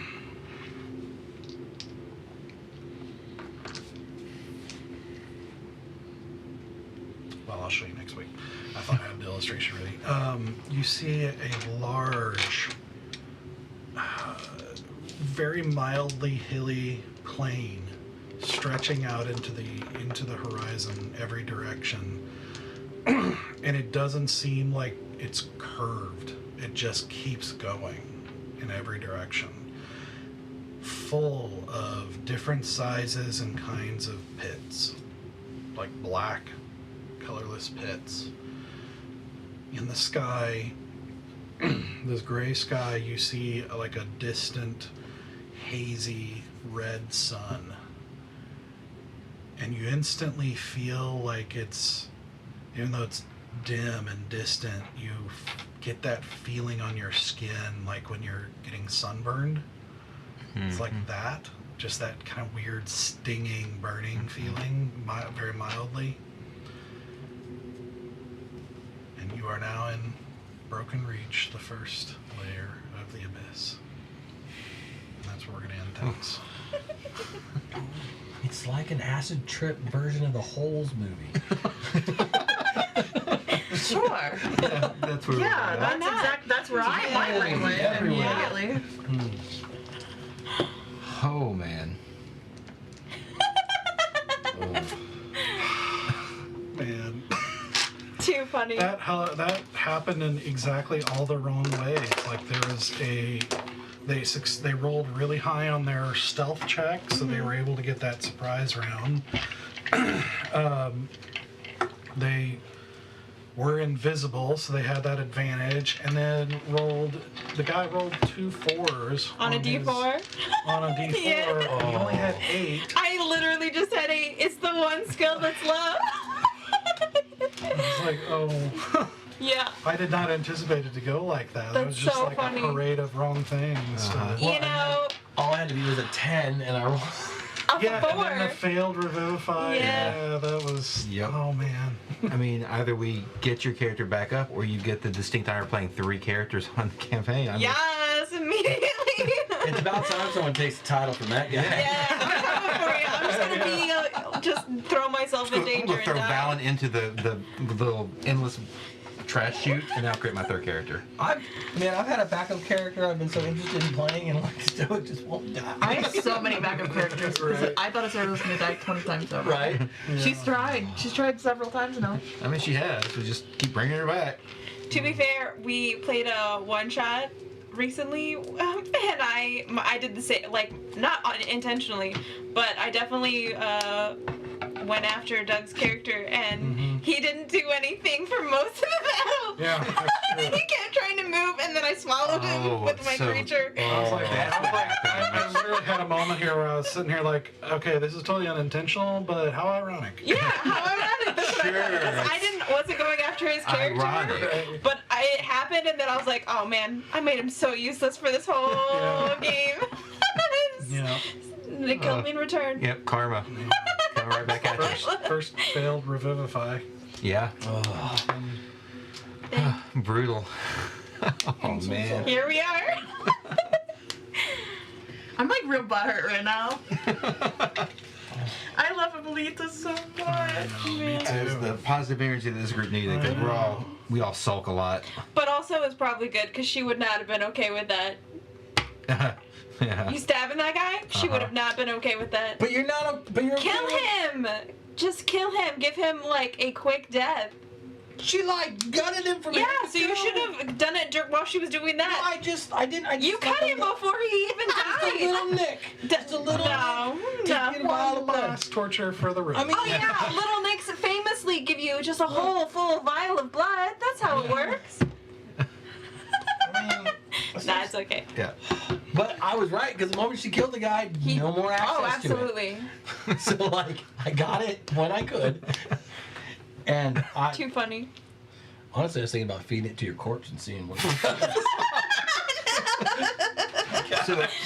So you're gonna be the like Comes the back and like, necromancer. what is this taste? Like, that's your- Dude, I purposely chose not to take Stoic that way because he has access to a whole bunch Yeah. of necromancy stuff and just did not go that way. Yeah. But I Amazing. could have. Keep playing into that archetype a little bit. Like, oh, well, feed it to your corpse. Why not? Let's see Why what not? it does. No. That's necromancy. You test things out and find out what works. Next big bad. Might heal you. Honestly, I just want to take it back up to Endurial because, Yeah. like, dude did some serious spells with that. Yeah. I mean, this was part of the speech I gave back in session 0, like before we streamed. Was like, Yep. this is, you can die in Uh-huh. this campaign. Yep. That was just all the wrong things happening Yep. at once. To, Yep. Yeah, but it'd be one thing if one of us died. Yeah. It's Abuelita. She can't die. Clearly, she can. So your next character is just gonna have to be equally bubbly and equally like just loves everything. Yeah. That where you're going, definitely tons of people probably like Oh, that. absolutely. Honestly. Yeah. did she tell you she had a twin sister? Matching personality? I feel so stupid because, like, I have, like, 4 empty slots in my notebook for names. Oh. for death That was names. another part of the parade of Yeah. wrong things. Yeah, Like, oh. because you weren't here last week. Yeah. It could have happened during any of that time. And I might not even thought about it. Like, Probably. but, and I double Well, you've checked. had a number of sessions Yeah. to put her in. Yeah, I double checked, and I cannot. They have to write themselves in Right, the book right. for it to be Yeah. activated. So, Oh well. Yeah. I thought she'd been written in like when we met her. I kind of thought she did too, but like, I don't have any notes on it. So, that's one of the few things I keep Meticulous on. notes on is like who's in my notebook. So, I think it's always the thing with D&D players. Like, all right, well that one's gone. I'm gonna miss them, but I got I'm gonna just 40 build in a the really wing, the big wings. buff person now. I'm just coming, be a Hulk. I mean, for real though, it wouldn't be bad to have a That'd be like pretty strength-based character in Yeah. this party. Except I was like, we just don't have any healers. That was the other True, thing. too. I didn't realize. Yeah. I might. We'll see. Yeah. Healing I or mean, he does strength. heal. I do heal, but like, But like a big healer. But warlock healing is different than healing. yeah, healing. 'cause Yeah. I don't have any heal spells. I have. A pool. Bring you I back have up from dead I have spell. I have a pool of Oh, health that I can get. like paladins? Kind of, yeah. Cool. So, Very cool. but that's not a spell. It's my characteristic, and then I have Revivify, and that's it. So, Yeah, right now that and 3 health potions is our healing. yeah. I have health potions. I'll send you my inventory because you can loot it.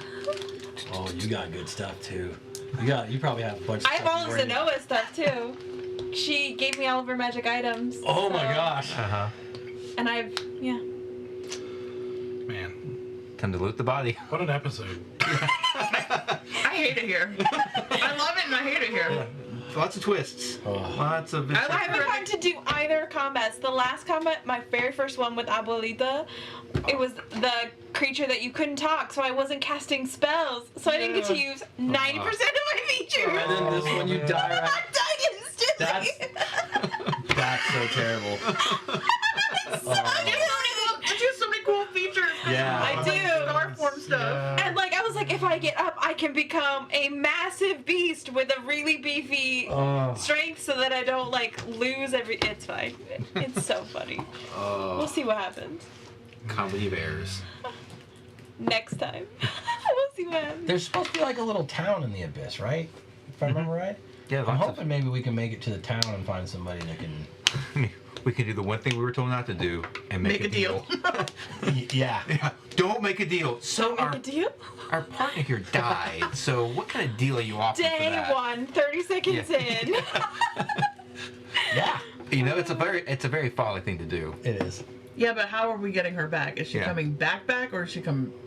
Oh, Is she a zombie? Well, An so undead? the next level up healing spell you have to use within 24 hours.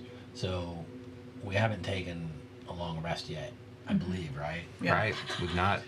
So, well, I mean, I believe that's how the spell works. What? Wait, what spell? The next, not revivify, but the one that you can. Resurrection. Resurrection, I think, has to be used. It's either 24 or 72 hours. After death? No, I think resurrection's longer. I think Is it longer? Like, I know there's a My time sister- limit, but no it's, more I than was a like, century.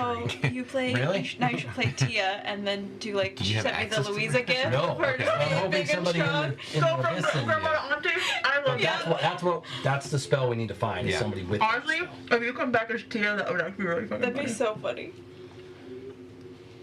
And then we'll get a cousin in there too. Yeah, I'll just keep dying and bringing back a whole family.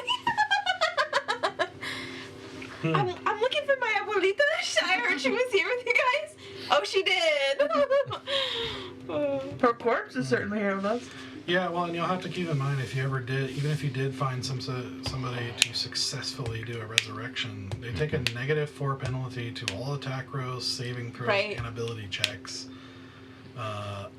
until they're forever? basically till 4 long rests. Yeah. So, Yeah. So it would be a while. She won't be helpful to you here like a week. either. But she'd be alive, and she That's could how make us cookies. So, all right. Yeah. Crazy episode. Yep. So, we will be back next week Mm-hmm. as they are in the abyss now. So, yeah, I hate to say it's not going to get any uncrazier from here. This is the abyss. So, Uh-huh. all right. So, we will be back next week to continue on. We'll see what happens. Yep. Bye. Bye.